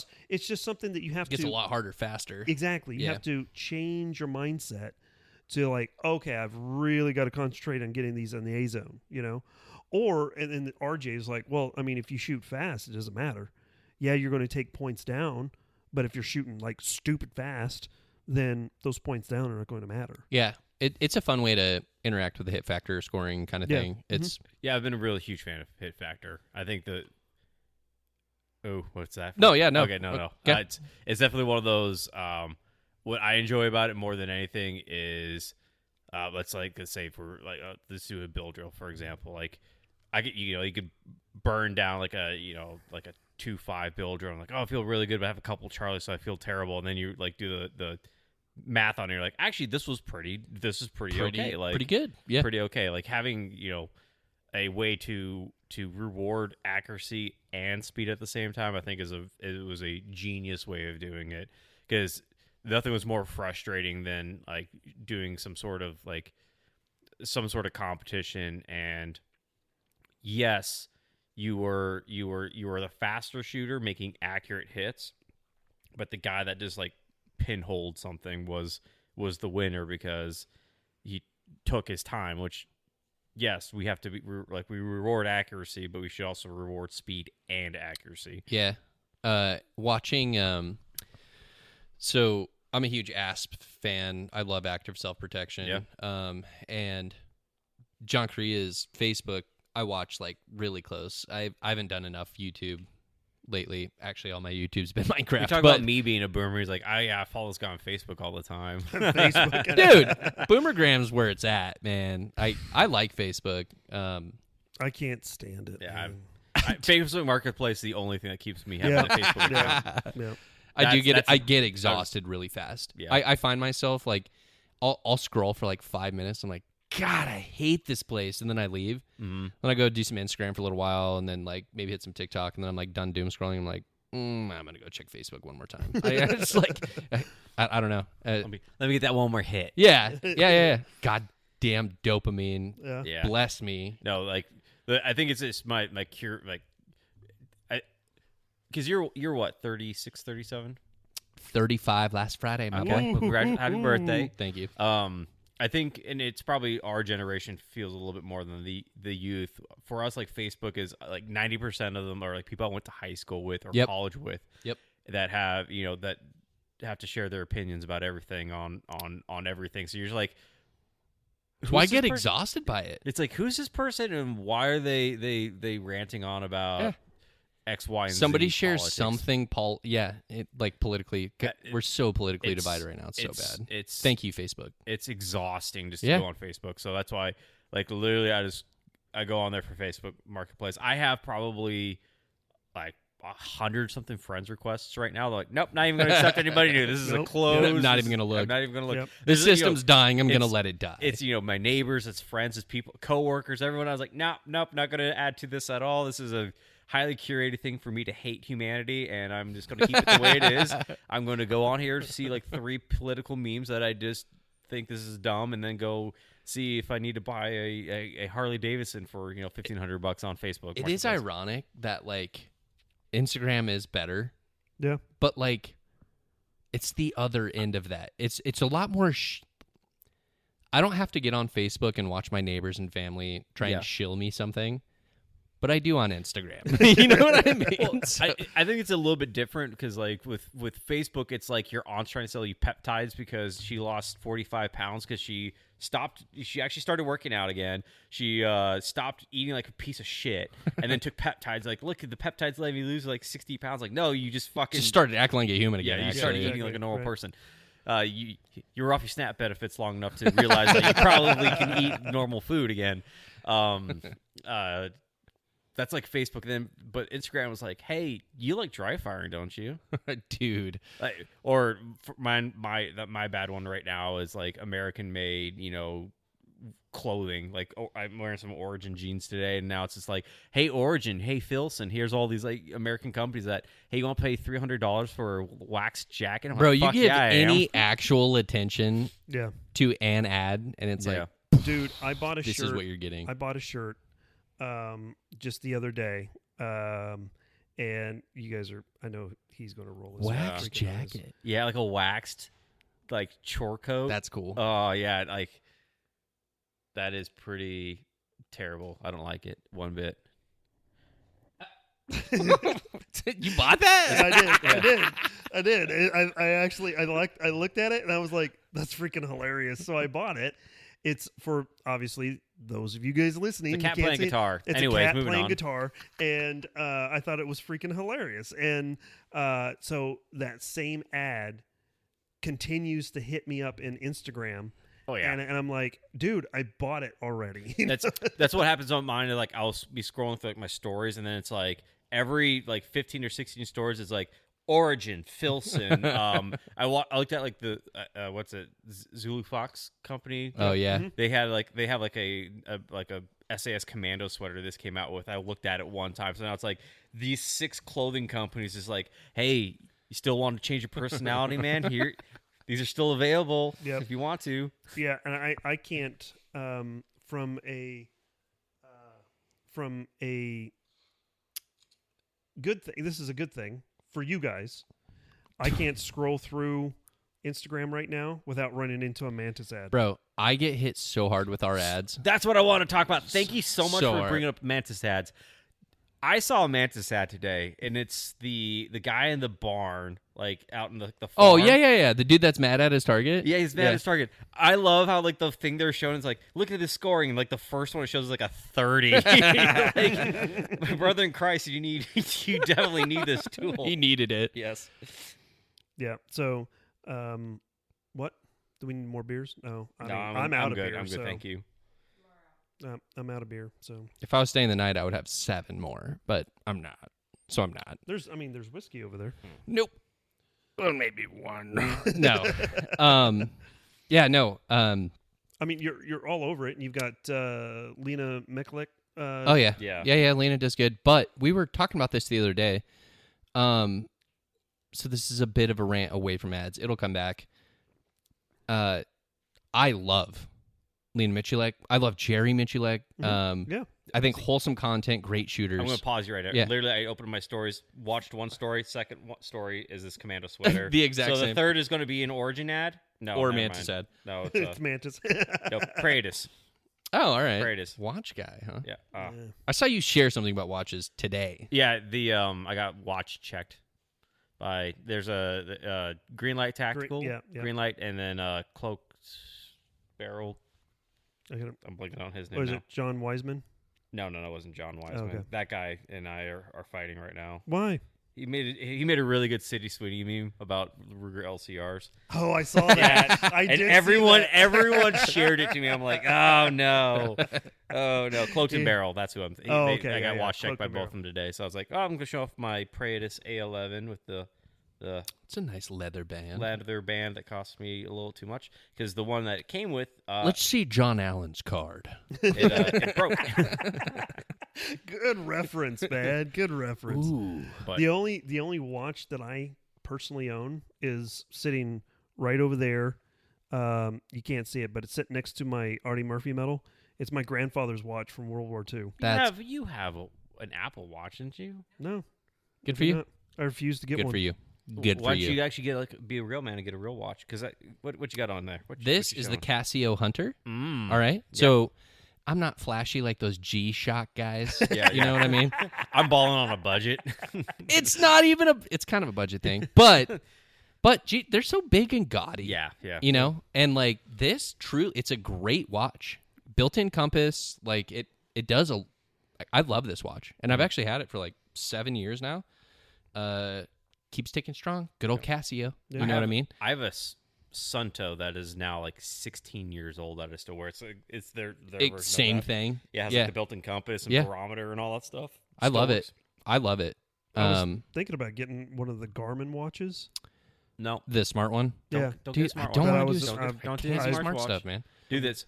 Literally, if you want the Casio Dura series. Yeah. It's like the ones that look like. I don't know if you've seen the one I wear for work, but it looks like a dive watch, but it's like a $50 watch, man, and it's classic. And I they're don't know. great. I've gone so long without wearing watches because I've got my phone. What do I need a watch? You know, and my phone updates to the time zone that I'm in. Actually, this is exactly what I was trying to allude to or the other day when we were talking. It's like the Aurora Borealis showed up. Everyone's like outside, like, "Oh, this is so great!" I'm like, "My optics, no, no, not like this. Get the batteries out." Everything. He literally said that. I was like, "It's not an EMP." oh, okay, but so this magnetic storm was actually had the potential to be like pretty bad. Carrington level. Yeah, it's today, all of South Dakota and a ton of eastern Wyoming and northwestern Nebraska were out of power all day. Yep. The entire state for an entire day. Yes. Wow. Which this is that's like, crazy. Like that's crazy. This is why something like this. It was Black Hills Power, Black Hills Energy. And they're actually a massive conglomerate. Solar flare. And they wouldn't confirm if it was actually solar flare or not. Because they're not going to talk about it. That's exactly what? like what Spain and Puerto Rico just had this past year. Spain, like that whole like power outage in Spain where everyone had like no cell phones and power. That was a solar flare, but everyone's like, it was the ions in the atmosphere acted a little weird. Like, because we got hit by the fucking sun, dude. And well, the interesting thing is, if they point to that when actually it was a hack. It could have been. I'm a huge fan of 1 Second After. I don't know if you guys have ever read that book series. And what's the other one? Like 10 minutes after? It's 1 Second After, 1 year later, 5 years later. Amazing series, by the way. Very good books to read. Is that 28 days later? No, it's no, it's historical. I would say it's, the dude that wrote it was a commissioned officer for years. Lived in Black Mountain, Colorado, North Carolina. Black Mountain? No. You're just, I just had it. Black Hills? No. It's in North Carolina. Oh, I thought it was what Black is that something. mountain? It's the Mount Weather. Is that the one you talk about? or are you The Carolinas? Is it like where they do all of the SF training? So there's a really old school. I think it's Black Mountain. Okay. I think either way. Okay. I'm thinking about like military creepy bunkers. Mount Weather. The end of that series is At Mount Weather. yeah, but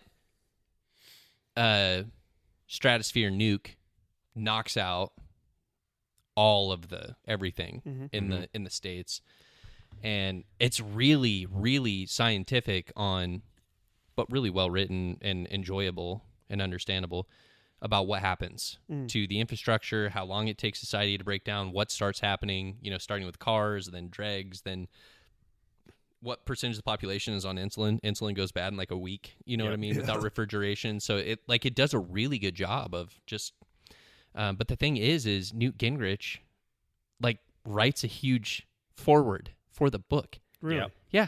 And he's been adamant, or was adamant, for everyone in government to be like, we need to harden our shit because our infrastructure's kind of old now, you know?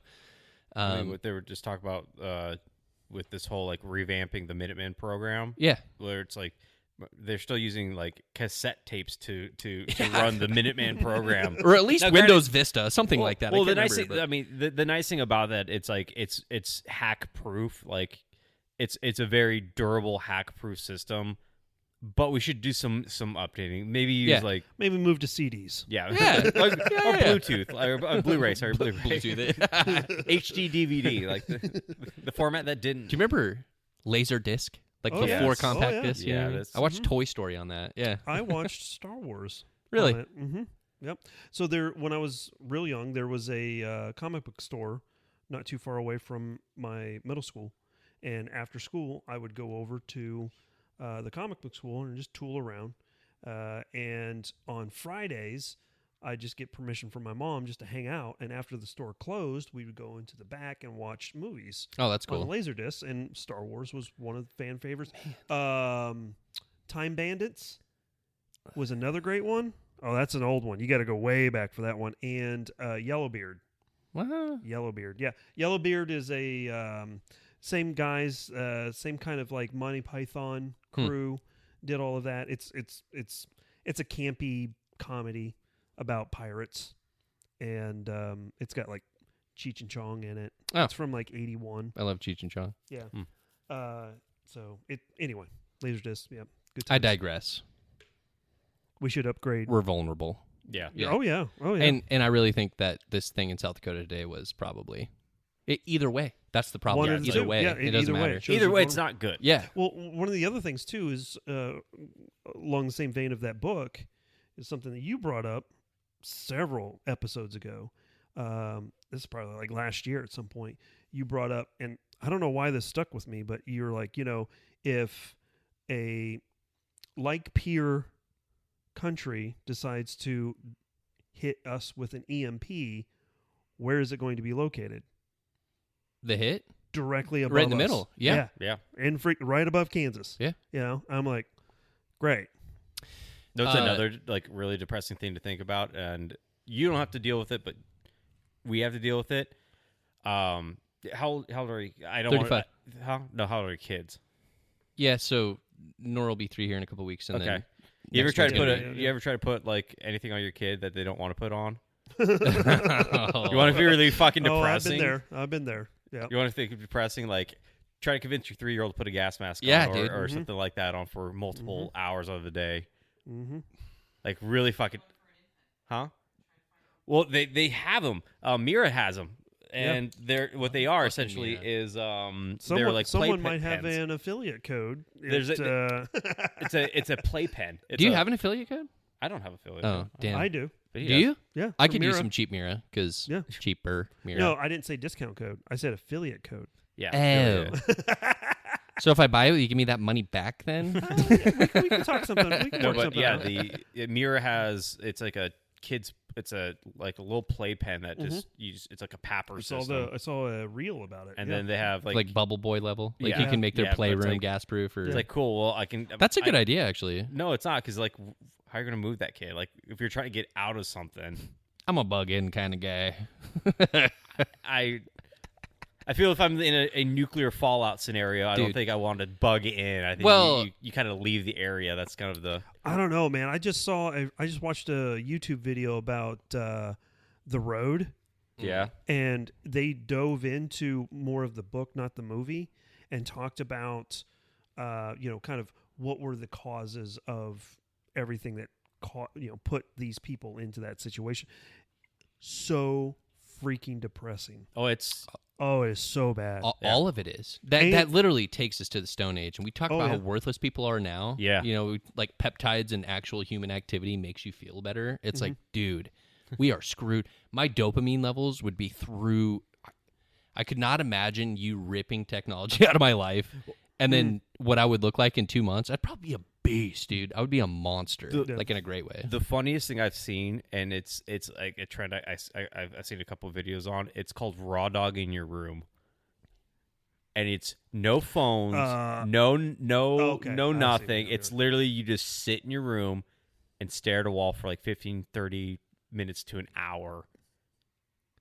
No reading, no Like sleeping. before bed, you mean? No, or just like in general. Just You like just in go, general, like on afternoons, like okay, it's time to go raw dog my room, and you go sit there and you just exist for. Don't do anything. It's not. There's no like reading, no nothing. You just sit, and it's supposed to help. Some with, of us call that hunting. I just watched a TikTok of like a guy that was like how kids entertain themselves now, and they've got like all these toys and tablets and like all these things, and it was like me as a kid in the 90s. It was like kicking my bag down the hallway, and like it was like there was a time Mhm. where like getting on your bike and going outside was your whole life, Yep. and sticks and guns. And now, dude, we really are toast. Like we depend on this stuff for so much. Yeah. There was an incident with or my wife lost her ring at a local pumpkin patch. Mhm. We ended up finding it, but I had to go out there late at night to kind of do some searching, and the family that owns the pumpkin patch has like 4 or 5 kids, and it's like they are feral children. Are you talking about the one south of the tracks? No. Oh, Right, okay, right, all right, yeah, okay, yeah. okay. Like, Yep. They have like 6 or 7, like it's like 4 to 5 kids, and it's like 6 o'clock at night. It's kind of misty outside. It's cold, and they're all in t-shirts, barefoot, like covered in mud. Snot The out there. Alaskan bush people, And- kind of and like. this kid, their oldest son, was up to talk to me. I'm sitting there like trying to find this ring. He goes, "Why are you trying to find this ring?" I'm like, "It's very expensive." well, why'd you buy it if it's expensive? And I'm like, well, the De Beers company and the Beers Diamond Company. And I went into this like entire tirade about it. He goes, that's dumb. I'm never gonna do that. I'm like, you know what, kid? You probably won't. You probably just go buy like You're gonna get a piece of twine. Yeah, it's like whatever lucky lady marries you, you're probably just gonna lab grown or cubic zirconium. Just like Oh, that reminds me. no. I was just gonna say, Yeah. here's a great ADHD offshoot of that. You can take human cremated remains now Yeah. and turn Oh, them yeah. diamond. compress them. You know? Did you guys see the meme that like someone's like, you ever go to a pawn shop and buy a diamond and be like, oh, that was someone's grandma? You know what I mean? Like, isn't that crazy? The world we live in now? Yeah. Well, that was when my stepmother passed. They asked if any one of us wanted, because they needed to know ahead of time so they could make sure that they pulled Save enough dust. Yeah, exactly. To then create a diamond. I'm like, I actually kind of want to do that. And then I'm like, Oh, my dude. teeth. You want to talk about like Make a grill out of infinity it. stones? I make a gauntlet out of my family. I got snap? I got JFK. I got Ronald Reagan. This one was part of Mary Magdalene's skull. Like, what? oh, that's crazy. Yeah. Oh, and by the way, your gift that I got you for anniversary was lab grown. So you got her a necklace for the anniversary. So. Oh. Yep. Yeah, it is cheaper. I don't have anything to say about that. Like everything is lab grown. Well, I was Because the De Beers Diamond Company back in the convinced you that blood diamonds are the only. I was just gonna say, worthwhile- what's that line from Blood Diamond where he's like, with the Rhodesian line? Is it Rhodesia? What's he? She goes, we say Zimbabwe, and he's like, Yeah. yeah. She said, what's a South African up here doing up in a place like this? And he's like, no. I'm from Rhodesia. And Right. She goes, don't we say Zimbabwe? And then that's usually in the reels when they pipe in the music we? and everything. Yeah. Man, the speaking of it, South Africa's getting Africa's is getting crazy right now. Nigeria, South Africa. What's going on there? Nigeria, there's been like almost an ethnic cleansing of Christians. I think there's like I've heard about that. 15, 20,000 now killed. Is it that? It's a lot of Wow. people. I mean, I've heard about that. It's but got I to the didn't know point where numbers. Eric Prince is like, say the word Donald Trump, I'll go there and fuck everybody up. You just have to pay for it. Who's that? The founder of Blackwater. Oh, Yeah, goodness. he's just like, we'll send in the boys. I know some people. And then, South Africa's doing the reverse apartheid, where they're now, Yes. Yep. they're out murdering. Which they white had. farmers? Didn't they bring the South African president to the White House, and Donald Trump was like holding up newspaper articles about Mandela. farmers being killed and stuff like that, and he was just sitting there like, no, Yeah. it is not. It's It is Afrikaner. not. It's Afrikaans is the native language, which is a dialect that is German and Dutch that has been manipulated through. Actually, Let me push my spectacles. Dude, up the a only little thing bit I know more. about South Africa is what's that kick ass? Elon Musk is from out South Africa. Oh yeah, that too. Yeah. District 9. Yeah, but who are the in Chappie, the bad guys? Oh, Chappie. Yeah. The bad guys. Yeah. I don't know the names. No. Diant Word. That's their Oh band. yeah, those guys. dude. Yeah. Awesome. I like Di- electronic music, and those guys Oh. rip, dude. The only one is Fatty Boom Boom. That's the only one I've seen, and every time I watch that Dude. music video, it's like I want to talk about brain rot for a second, but it's one of those things you watch. You're like, I gotta watch that again just to make sure what I saw is what Gotta I watch saw. Banana Brain. Oh no! Oh my Okay. god, it's wild. But I was like, had a minor obsession with that culture for like 10 days and then left it alone. But it was only because their DJ's name is America, spelled with a K, not 3 Ks, a K. And he wears Chiefs jerseys and like all the music videos. And I was like, that guy's awesome. I gotta listen to this. Dude, it's terrible. But that's like, I had a cousin go to Johannesburg for like a summer, and she was like, "That's literally what it's like over there." Yeah, it's Damn, that's crazy. It's like I had a guy, a buddy of mine, study abroad there for an entire year, almost married a South African woman, and it was just like fucking Wild West out there. It was their gun culture. Yeah. That made me invested in, like, I found the music, but their whole thing is, it's like from Chappie, where he's got like the entire banana yellow M4 and then like a pink Glock 18 with, so it's like, wow, that's actually super kick-ass. Like, it's like neon, gangster, cyber. That's their whole thing. So, yeah, way off the tangent there. No. I'm just saying, Diane Ward's the only thing I know about South Africa. And Elon Musk. Yeah, Elon Musk. District 9. Well, no, I take that back. A guy that I worked with at Fort Riley, he was South African and joined the U.S. military to get his citizenship. Got his citizenship. As soon as that was cleared, he went and clipped out on Dutch, German, and Afrikaans, so that he had those 3 dialects already listed in his ERB, and then went through SFAS and became Green Beret. Dude was a monster. Was he a beast, though? Yeah, like But he was like 5'5". Yeah, that's pretty tall for you, isn't it? Though. Shut up, God! Every time, Got him. Get him, Got him. You're like a 5'10"er. Me? Yeah. He's a 5'6"er. I'm 5'7". What are you? 5'10"er? 5'11". Hey, I Like will the say pants. that.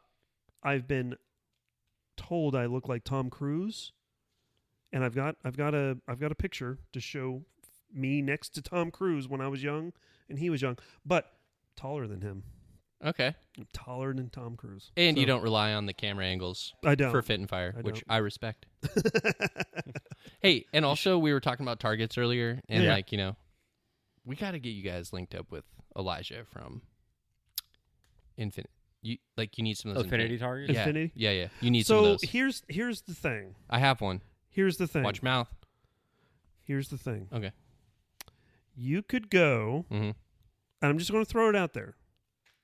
Infinity Targets saw a gap in the market. Yeah. Right. Saw an opportunity, Mhm. and I applaud them for it. But I'm a cheap bastard, right? They are expensive. Okay, They're pause. Pause.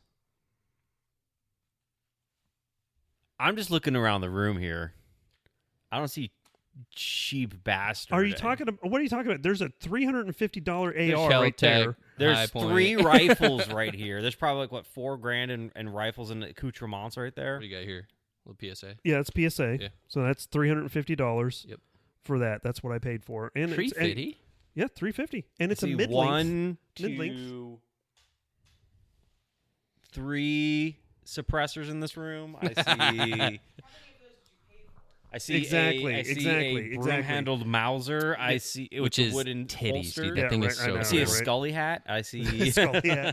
All right. So first off, a lot of the things that you're seeing in this room, I didn't necessarily pay for, or I utilized YouTube money to pay for it. Right. So there's yes, I have spent a lot of money. However, Come a caveat. I make a lot of money. Okay, exactly. Right. I do. The humble brag. Yeah. But It's an old Lamborghini. when it comes to the Infinity when it comes to the Infinity targets, you can go to Costco. no, not Costco, freaking Tractor Supply. Tractor Supply, and get a horse mat and cut it out, spray paint it white, bada boom, there you go. Okay. Little pushback on that, and then also add to that. Okay. Little pushback. I will say that the rubber blend they use, it's not special rubber, but it is special in the fact that they grind it down and repack it with a different. Right. So it's not just melted rubber, which allows it to eat more rounds. But does that process justify the cost of the cutout silhouette?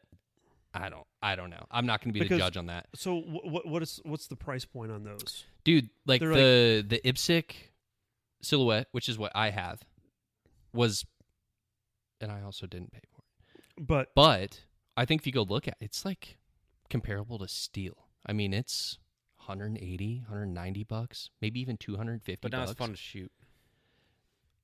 Debatable. Steel, Debatable. steel's fun to I have shoot. steel. I love steel. Yeah. But I can't get close to steel. You know? Gotta squeeze by here and then Squeeze on by here. so in comparison. But to add to it, Okay. we had this kick-ass idea. My dad, I've told you this before, is the head research assistant at the beef stocker unit at K-State. Right. Uh-huh. So he does cattle.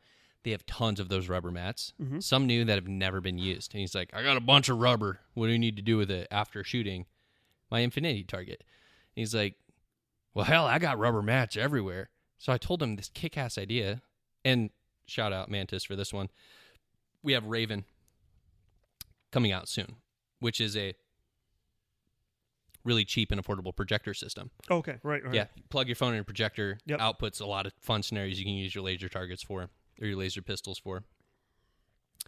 Have some like games and stuff like that on it. Yeah, too. yeah. There's a lot of really cool stuff on there. Mhm.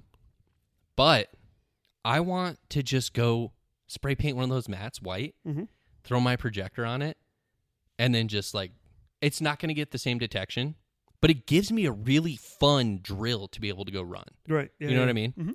So, and you have to have, there's some factors there that's not a Raven thing, Right. but I want to use it for that. So, and my point is for like $55-$60, you can get a what is it, like a 3-foot by 4-foot rubber mat from Tractor Supply, and you have to then put some elbow grease into it to cut it out Yeah. to an IPSC size target. Do And then- jigsaw and you're there. Yeah, exactly. Yeah. It's not that big of a deal. Right. I mean, you won't be able to do a. I don't think you could do an X-Acto knife, like a No, utility knife. you'd have to have a tool for Yeah, it, yeah, for yeah, sure. yeah, Like a right. real tool. So, but you know, you're close to it, Yeah. right? And by the time that you wear out the 2 that you could make, or possibly even 3, 4 feet, you probably You could probably do 2 and then like some gongs and stuff. Yeah, or some reduced size, Right. IPSCs, right? By the time those wear out, you would probably be wearing out an infinity as well. You know? So Probably. so it's just one of those things. I again, how much effort do you want to put into it? And I'm all about freaking paying for convenience, right? So I could change the oil in my truck. I don't, Right. because I'd rather pay for the convenience, I'm on that train. drop it off, and work from home, and then have them come pick me up, and it's done. You know, I don't have to worry about it. I don't And have if to it goes south, you can sue somebody. That's true, right? So, and I don't have to worry about trying to figure out where to get rid of the old oil and et cetera, et cetera. I just dump it in my neighbor's yard. Throw it in the creek. Yeah. So that's kind of the point. But conversely, I also see the other side of the coin. I understand why they are a thing, right? And it's kind of one of the points that I'm working on for the video that I'm working on currently right now with those 3 weapons is, look, PSA. Everybody complains about PSA and how PSA sucks, right? PSA sucks. They don't care about quality. They have all these problems, blah, blah, blah, blah, blah. And I get it. But they exist in the space for a reason. They're right? popular in the space for the reason. Yeah, exactly. Right. So, a prime example, and one of the things that I'll be talking about in the video is, my son is mid-20s. He's got a big boy job. He's trying to make ends meet. And if I wasn't around to help him when it comes to putting together a rifle or whatever, he would struggle to put something together, financially speaking. So his probably first thought would be to buy something that'll get him by, which is why PSA is in existence. And I get pushback from that from other people that kind of look down their nose at PSA. And I'm like, hey, look, man, I get it. Am I going to grab my PSA to go kick in doors in Afghanistan? No, of course not. I've got a BCM for that. But I think it kind of comes down to you're talking about human elements, and things that you'll never change about humanity. And some things that'll never change about humanity is like wisdom is never given away. What? Like, well, I mean, it's one of those things where it takes you. I didn't know anybody in their teenage years, and if they were like a savant, where they immediately understood it. They understood investing. They understood, like eating healthy. They understood taking care. Like the people that can do that at a very young age are complete outliers when it comes to the bell curve of humanity. Yeah. And it's the same way all across. Like, I didn't start learning how to do shit right until I was in my late 20s, early 30s. Right. I didn't, you don't start considering these things and working your way into life until you're in your, like, late 20s, early 30s. At and that for some point, people, it's their 40s. You know what I mean? Like, yeah. And for most men, anyway, your frontal lobe is not even fully developed until you're 25, 26. Dude, that's almost 2 decades Yeah. for gun owners. You know what I Exactly. mean? Yeah. So, like, And there's I definitely a gap in there for that investment range. I grew up around guns. My dad is a walking encyclopedia when it comes to, turn of the century firearms clear into the 80s and early 90s, right? So, but the first firearm I ever bought was an XD45.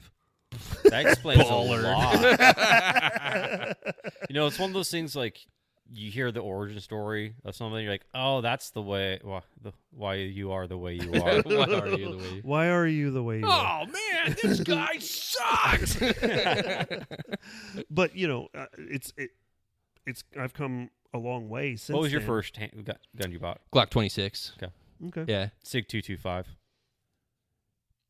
Wait, no, you bought a Burris.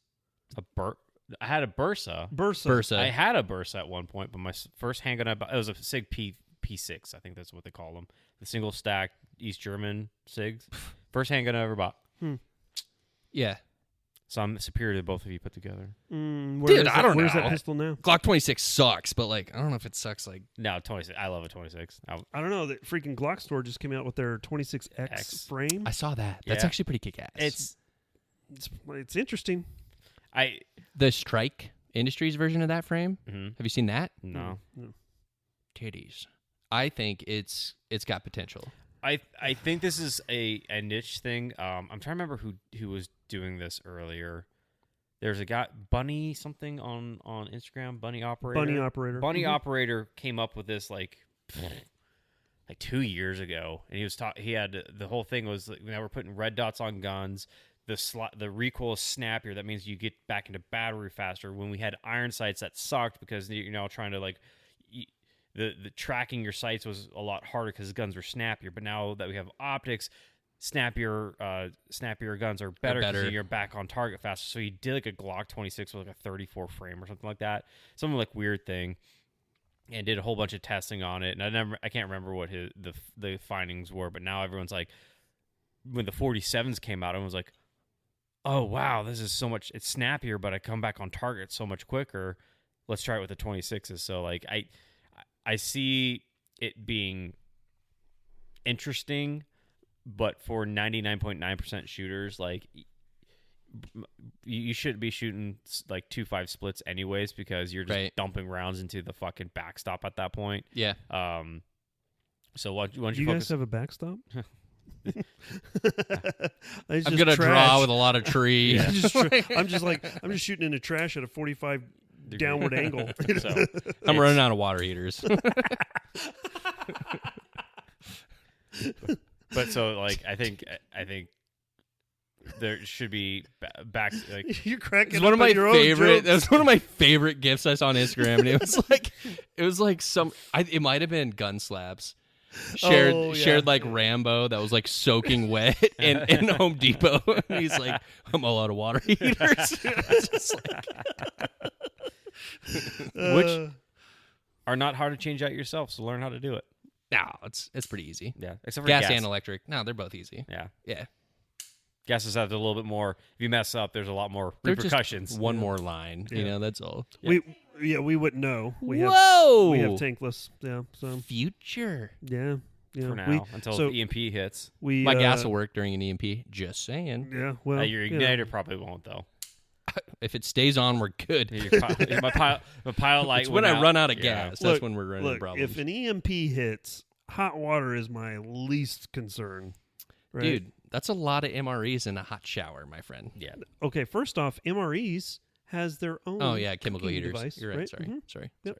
Sorry. So I would not take a shower with those guys. Do not take a shower with MRE heater water.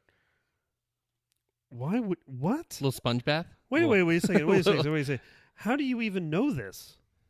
We just don't ask questions. We Oh. just Chemical burns? Huh? Think No, it's chemical just. I burns? mean, it's more. Yeah, it's like the terrible chemicals that cause it. Like Yeah. there's burn reason my why jaw they, itch off. You I'd be don't just okay after fucking that. hot box yourself in your tent and hit the MRE heater, and then you start seeing the force gremlins. Mm-hmm. Makes me think of the MRE bombs. We used to do yeah. those in basic. That was a lot of fun. Yeah, we got in trouble for that. So they took away our heaters because we kept on doing it. So and Everyone ate cold MREs. Yeah. Next FTX. yeah. Men are simple creatures. Give us an opportunity to make explosives. We will make them. Used to have a fight club for M&Ms, dude. Like It was Skittles, man. It was for Skittles were super rare. when I was going through basic training. Skittles was what everybody was fighting for. Peanut butter M&Ms was like that was the fucking gold standard. Yeah, and I could care That was like less. the RuneScape party had of MREs. I'm not a fan of Skittles, so I mean it's not that I'm not a fan. I prefer M&Ms. Before we get too far away from this, what was your favorite menu? Mm. And I don't want to specify this in a lunch breakfast. I'm gonna pick the first generation of pizza they came out with for probably this was like 2011, 2012. Yeah, They came I out wouldn't with know about that. a pizza where it came in like a little almost like a little little hot pocket right, tray. right. And it was on par with those pizzas we used to get like at middle school, like those rectangle pizzas. So good. And now it's just a wheat snack bread with sin all Shitty over sauce. Yeah. Mine was prior to all of that. My menus were old. They still serve them. I was gonna Do say they? some have to be similar Yeah, still. the Mine one, is probably in there. the one that I They constantly say chili went macaroni would to hit you in the face. That's was disgusting. no. It was the Overrated. chicken and salsa. Oh, Okay. Yeah, and then when we first got we first got to Iraq in 2003, the only MREs that they had for us were the Arctic MREs. ew. So they're just freeze dried MREs, and then you had to pour hot water over them. Like cup of noodles? Yeah, No. basically. I mean, but it was the one that I always ended up with for some reason was sweet and sour chicken. Huh. And so, but it was dehydrated, so it's like those Green Mountain meals, Right. Yeah. Right. Same thing, same principle. But we're in the middle of the freaking desert. It's 120 degrees. I don't want to pour hot water on anything. On anything. right? Yeah. Right. But that's what we had to eat. So in order for you to even eat it, you had to pour hot water. So on for it. fair scale here, though, that sounds kind of like a nice MRE. That sounds like a pretty nice MRE. I mean, I would take it. No, Yeah. they were fantastic. Pretty Tastes good. great. Huh. But it was so blazing hot, you know. That's one of those investments I really want to get into is a freeze dryer for home. Yeah, dude. They're expensive, though. They're expensive. Like, the even nice thing the about small ones, like $4,000. the nice thing about it, I think, is it's kind of be kind of like the 3D printer market where when they first come out, because like it was a commercial thing, Right. and now that people are starting to build it for homes because people are worried about that. The first couple models are gonna be like $4,000, and then they're gonna be like $2,000, and then they're gonna come out with like a $500 model. I'd pay $2,000 for one. I would pay $1,500 to $2,000 for a good freeze dryer. Yeah, don't put anything in her head over there. So Do it, Nan. Do it, Let me borrow it. do it. Yeah, let me borrow it too. Let's Just pool in on this. What? Let's go right now. This is $1,000 a piece right here. My wife will take I'm so a- much advantage of it. I'm a little. We're gonna need it more than 3 I'm months. a little broke right now here, so Did that set you back? $38. yeah, Are I you traded. I traded. Oh, I traded. okay. I traded. All I I was traded. about to get and really upset. I got the play-by-play when I went in. Hey, earlier speaking of today. trades, I'm going to tell you about my favorite MRE, but Oh, yeah, before first, we yeah. do, Yeah, yeah, yeah. but Yeah. before we do, you finish that video, how emotionally connected to that Kel-Tec are you? I'm telling you, man, it's a sleeper. So you like it? I love it. All right. Well, I love it. Not to say that it's going to be the one thing that I go to, but as far as all the other bullpups that I've ever shot, the Steyr Og, the freaking Tavor, I haven't shot. What's the other one? The P90? Desert Tech. I haven't yeah, shot the Wolverine. one of those. Yep. I haven't shot one of those yet. But all of those are like $1,500 or more. Yep. This thing was freaking $600. So, And it's got all the freaking upgrades on it now. would you ever fart around with like a Raider, like built out, ready to go? Flux Raider? Yeah. No. Not really. All right. Well, never mind then. It took me forever to finish that thing. Why did it take you so long? Because I sat on it. I didn't Yeah. want to go buy a 320, and like, I got the frame for free. It's a special frame. If you like that. Mm-hmm. It's a one of a kind, and Is it like a legit Flux Raider? Yeah. Oh, okay. yeah, 100%. It's the real deal. Yeah, he's in with Flux right now. Oh. He knows things. I mean, wouldn't say we're tight, but we know each other. We give each other a we reach DM around. each other. We occasionally send a text or two. Yeah. But yeah, my Raider frame's got a energy sword on it, and like, What, do you have a picture of it? let me see if I can find it. It's funny because I got a Flux Raider freaking sticker right here. That we got from Flux from That we Shop got- Shop. This Yeah. one too. I had that one too from a couple years ago. Yeah. But I just can't mess with the P320s, man. That's Because the fair. internet told him. Dude, I respect it. I Did you- I like it. First of it's all- fun. Did you guys hear the update on this? I think we posted in the guys' chat. Oh, the airman thing. Yeah, the airman Yeah. thing. Yeah. Yep.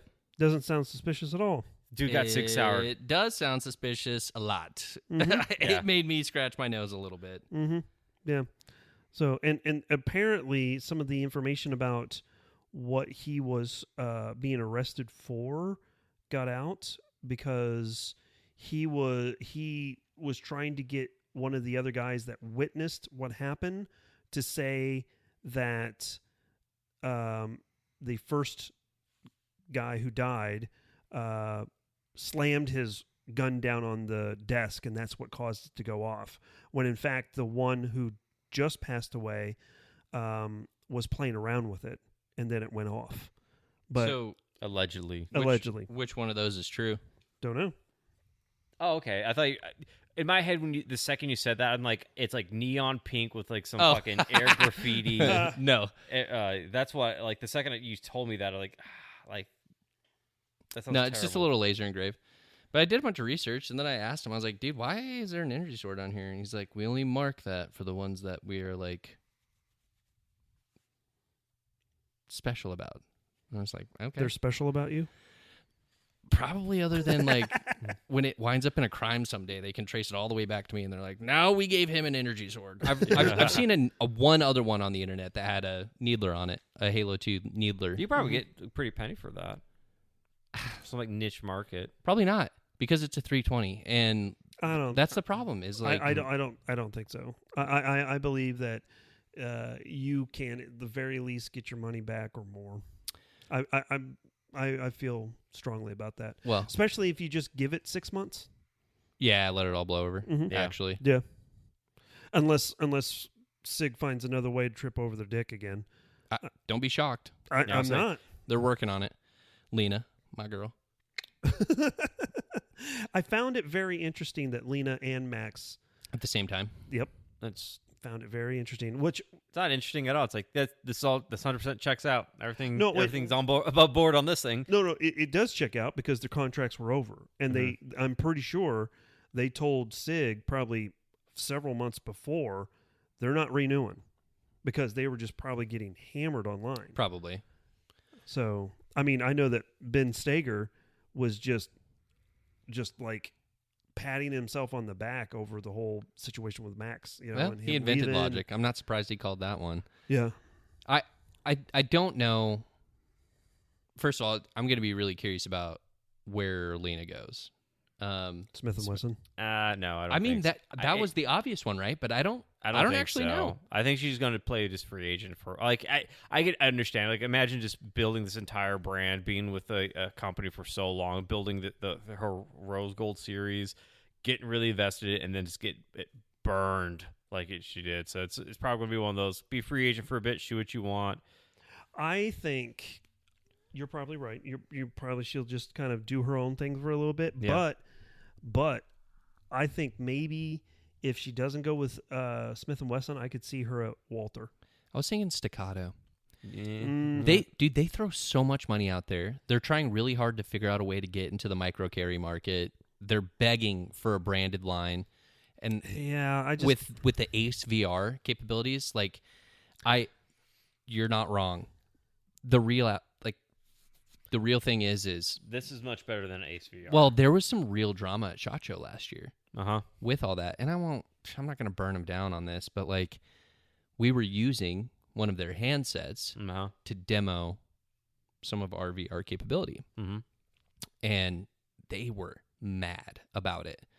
And some of it's understandable. Some of it's like, we didn't hit them up and be like, hey, we're going to use your controller to like demo some of the stuff we have going on because we didn't have those ready to link up yet. Yeah. They will be. And so some other stuff, I'll show you that too. But they were pretty upset. Like there was kind of a little hot toddy pissy match, and they normally do their what's their range day called during SHOT.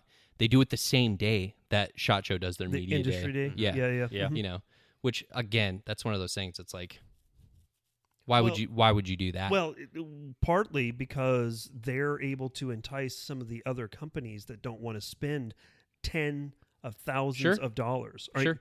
Freaking, I've got some contacts with a company that may or may not be located in the Pacific Northwest, and they said that for their bay that they were renting out was like $30,000. Oh, it's not for what? 10 hours? not even that. Not even that, right? Yeah. And I'm like 6 to 8 hours of shooting. and they told me this year, they said, this is probably our last year here. And they're a key sponsor for the range day too.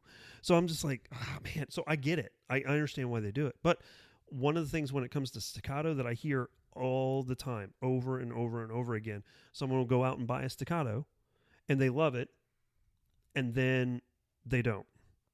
And then they start realizing the reason why they don't love it is because they ended up spending so much money on something that just really didn't get them where they thought it was going to get them. You know, everyone would have like, yeah, I got it. I liked it. But to be frankly honest with you, I could have just got X. Yeah. And it would have been just as fine.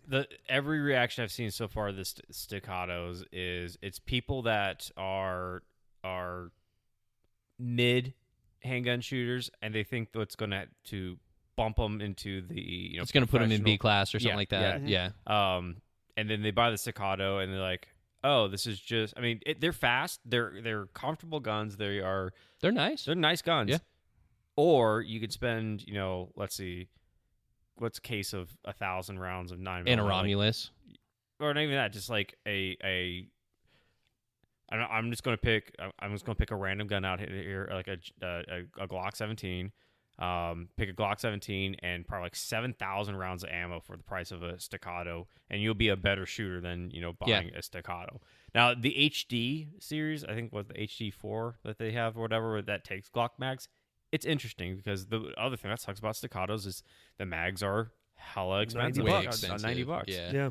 And the outside of being even with like the discounts they get for law enforcement, like I can get it's like $600 or $700 off of a Staccato for like law enforcement, and then you get 4 mags with it. But even then, it's just like, or I can still. And then you're gonna give that $600-700 right back when you go get the proper amount of mags to just train with. Yeah. So well, the big brain move would be to go ahead and do that, and then turn around and sell it. And my then big Start flipping buy stacks. this is a 100% 7,000 joke. rounds. But my big plan move is to max out my blue labels and put them under the bed for a little bit. But I mean, even one of the things that has kind of piqued my interest when it comes to the double stack 1911 9mm market is Kimber and their That thing's uglier than sin. It is. 2K11. Yeah. I Ugly gun. I messed with one at Gun Bros in Hutch when we went down there for State Fair. Yeah. I messed with one and Feel pretty good though. oh yeah. Ben Steger, he's got probably close to 10,000 rounds through it, and they just gave it to him. They're like, just do whatever, which is not something they normally do. When I think that their Kimber might be on their redemption arc at this point. This is the funny thing about Ben. Another poor gun coming around. The funny thing about Ben though is like he was like, oh yeah, this is the new hotness, and like 6 videos like this thing's a piece of shit. So like I think he already had his this is a piece of shit Kimber video. Like, did he? Yeah, he had like 4 or 5. Like, this is it. This is the one. This is my girl. This is forever. And then it's like, this thing's a piece of shit. I hate this thing. I just go back to my staccato or whatever. I don't know if there's gonna be a forever gun. No, there there's is. not. What is it? This is it. No, This is it. They cucked out. They cucked out. They're not going to. We're talking Glocks here. And even if the change isn't, because it's not significant. Like there's realistically, all this heat is around like some really poor marketing or possibly genius marketing. It's some into the spectrum. We leaked this from like our biggest supplier, and it's coming out of the state that we built it for. Like all those things make me kind of wonder. Like, dude, that's. And I got caught up in the drama. In the first couple weeks, I was like, holy shit, no way. I was just talking to those guys in DC, and like, this doesn't make any fucking sense to me. Like, what's going on here? Like, really? It's the same pistol, dude. It's the exact same gun. Yeah, it's the same gun. They've just changed the internals ever so slightly. They changed the geometry. It's not even the internals. They just added and removed plastic in different spots. Nope. Well, I mean, like, the slide is different. The way it interacts with the cruciform is different. On Instagram, if you guys go and follow Nameless on Instagram, you had that breakdown of it. He has a breakdown of every single part that is different.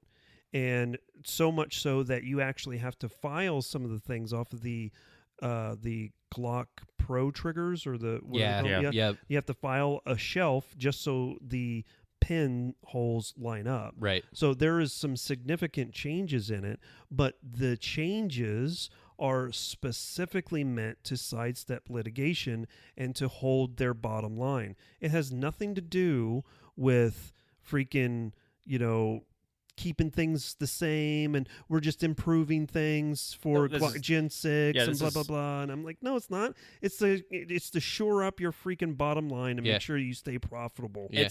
It's more of looking at Glock, their biggest money is coming from contracts. It's not from the civilian. It's not civilian. It's not a civilian market. Yeah. What they were reading the writing on the wall is we're going to lose. Like I'm going to use California for example. They were going to lose. I think the how numbers, many agencies? It's like 80% of agencies in California used Glocks. So now you're going to lose how many officers, how much program, how much. It's the opposite of SIG. SIG will lose money on the military because the consumers will buy, and Glock doesn't. Hold on a second. Time out there. That's the question. Does it affect law enforcement contracts? No, it doesn't. It doesn't. See? So that's not even that. You can just throw that argument right out the window because those officers are still going to be able to purchase Gen 5s and everything's going to be fine. Plus, one last thing. One last thing. Hear me out. The changes they made in the Glock Vs is solely meant for the litigation that they're going to go into because Glock isn't going to do anything with the millions of Glocks that are already on the market. Right. Because you can't. Exactly. So the whole point of doing this is meaningless because once they go into the court of law, there is legislation already out there that prevents anyone from suing a manufacturer, regardless if it's a firearm manufacturer or an automotive manufacturer, because someone used their product illegally. So the litigation that I believe is not for like a financial litigation, like Glock's going to lose millions and millions of dollars in these litigations. Is they were looking at the writing on the wall and saying, do we take the risk of taking this to court and then if we lose, several states are going to ban our guns flat out, period, can't use them, whether it be in a military, law enforcement, civilian aspect? Or do we acquiesce? We come up with this Model V. We work with whoever's starting these lawsuits so we can at least get to the point where Gen 6 is going to come out. That should hopefully fix these problems. And then 2, we don't lose those massive contracts that we have, because it wasn't just California. I think it was also Illinois. There's 2 other states that were looking at the exact same thing. Now, granted, it's because people are buying these illegal switches, putting it on there, and as we already found out, there's already Model V switches out there right now. The gun market, because Glock is so ubiquitous, because it's the forever gun. Well, it's one of those things that it was poorly executed, right? Because everybody sees or it was executed with genius, or it was actually, but it's dude. like, I mean, like really, like, that's like what's gonna happen. This right here, that little thing right there, Yeah. right. Yep. Right? Hillary hole. Right? A Hillary hole, right? Smith & Wesson did the exact same thing. And everybody else, it's like right now everybody's upset about CZ because of what they're doing in Canada. Right. They're going to work with the blah blah blah. And I was like, okay, so are we still mad about Benchmade? Are we still mad about Smith & Wesson? Are we still mad about Ruger? And how is it that Ruger is already telling these people to go pound sand when it comes to their RXM, right? I'm like, but Glock doesn't, when all of their money comes from contracts, right? Their military and law enforcement contracts. You said it yourself, it doesn't come from the civilians. So you're going to tell me that a globally renowned company is going to go bankrupt because of a few lawsuits? Well, so probably not. But on the flip side of that, California's GDP alone is like number 5 in the world. 7. You know what I mean? It's number 7. Yeah. You know. Mm-hmm. Yeah. I mean that would be a chunk. Also, I think another brilliant marketing scheme of them is that most companies are going to say, or most, like the band states, like, you can only buy the Model V now, so now people have to go out and buy a new Glock. Yeah. Yeah. And it's one of those, there's without any real innovation. Again, the Model Vs are coming out non-MOS. Like it's like, dude, we stepped back like 10 years. Yeah. Right. Probably because they had. If I don't know if there's more or less material on the slide. Probably more. With the 2 little channel things and the changes, it's like, how old are those slides? Yeah. Like, how long you been sitting on that inventory? And we just reran them through CNC so that we could. They've probably known about this for a year or more. Well, at least. Because they just if we've got models ready to go. Swapped it in a month? Yeah. In a month? Yeah. Yeah. My hot take, handguns don't need optics. Optics are just nice to have. Hey, you like the 80s. You're not allowed to say that, dude. Okay, Don Johnson. Bro, all of my handguns have optics, and they will for fucking ever, dude. I've said this a million times. While, yes, they do make you more accurate shooters at distance, the realistic scenario that most defensive handgun shooters are going to be Paul Harrell are going to encounter are 3 to 5 yards, and if you need optic to hit 3-5 yards, maybe we need to work on other things. You know what? What's up? First of all, you're right. I know I'm right. That brings me back to that John Korea thing on Facebook, though. Yeah. Is he was running the stats on everything that he had done a overview for. Yeah. Anything he commented on the last 2 years. The standard engagement distance was actually between like 8 and 17 yards. And most of the time required like somewhere between like 7 and 15 rounds. Like it this is based on a loose average on. Is this like civilian shoots? Yeah. Oh, okay. Yeah. Defensive scenarios. And it's like we've constantly been schooled on like three or less, right? Yep. And that's where I feel most confident, at least as far as like trying to work times. And I don't use optics at all. I don't even get to the sights when I'm at that distance. Like this right here, I know. Like I'm gonna get fist size really quick. I don't have to use sights at all.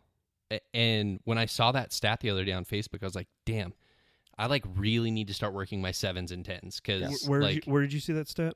That was John Korea, active self protection. And that like his whole YouTube channel is that. Where did you see it? Facebook. Yeah. Dude, yeah, the guy's an expert. Like the guy's literally No. I know John. Yeah, I know John. yeah. He's a great guy.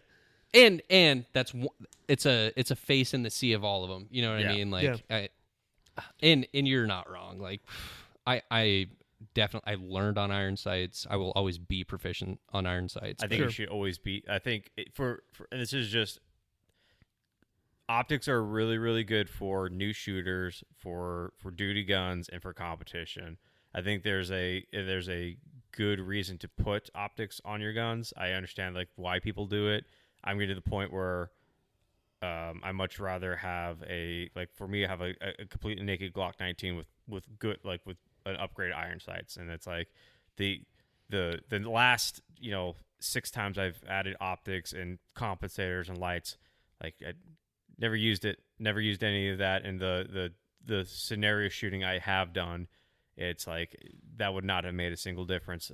Like good holsters, time on the gun, and actually shooting is more important than having all the accoutrements. So it's funny that you bring that up too, because John Correa would also call you sight Amish. I was just gonna say gun that's Amish. Yeah, dude. Sight Amish. That's fine.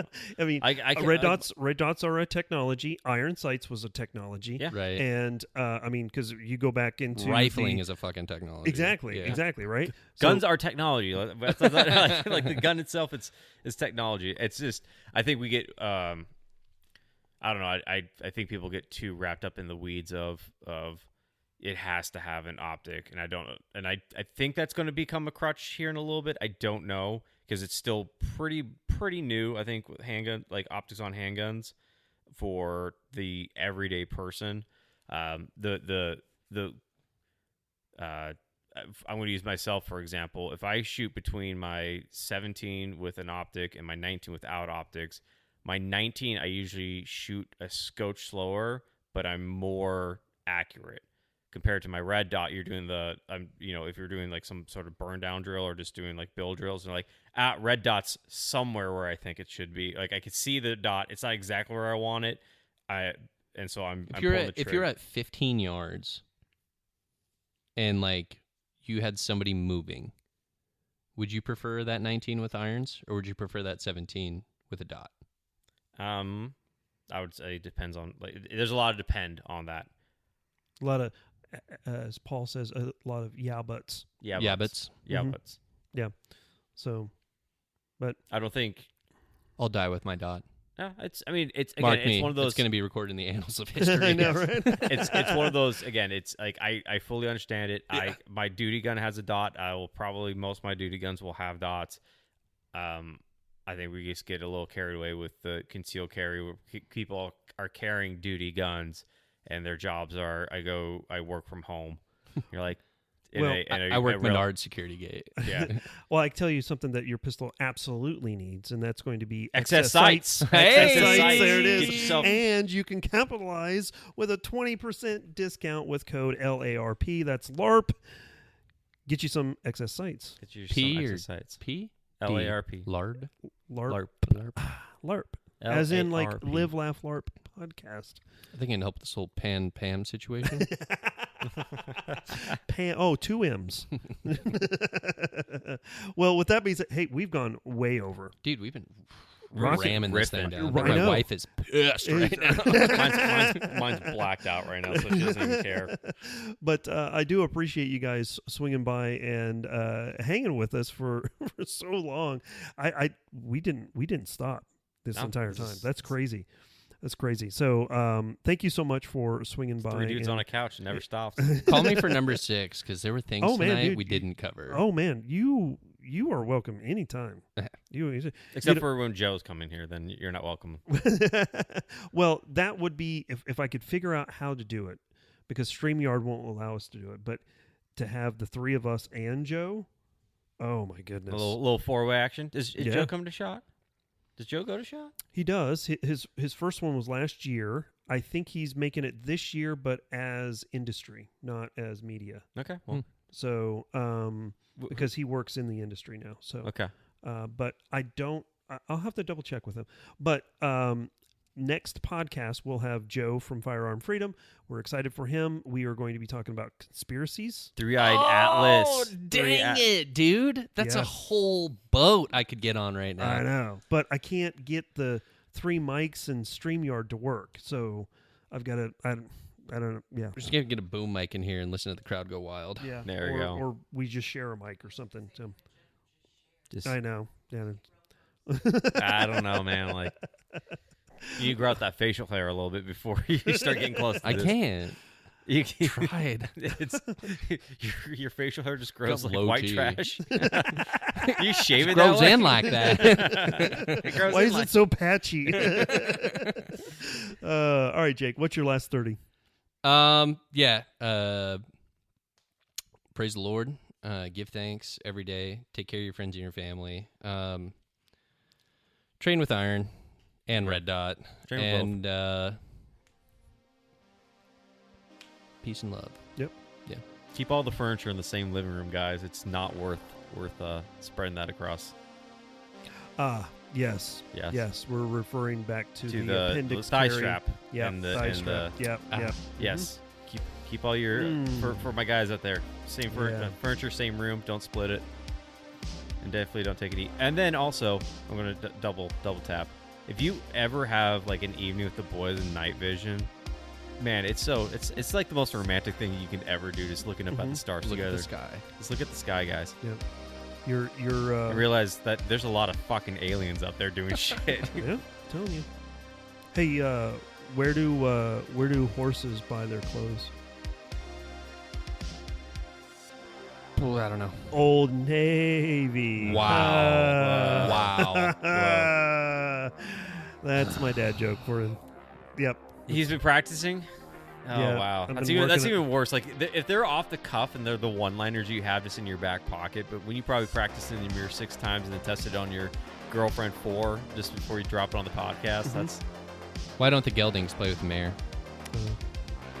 She has a colt. see, that's how that was supposed to work. Yeah. It's terrible. Thanks for ruining it, man. All right, guys. Thanks so much for swinging by. We will catch you in the next It was that bad episode. joke. And we'll catch you guys in the next one with Joe from Firearm Freedom. And don't forget to live, laugh, and Larp. Bye, y'all.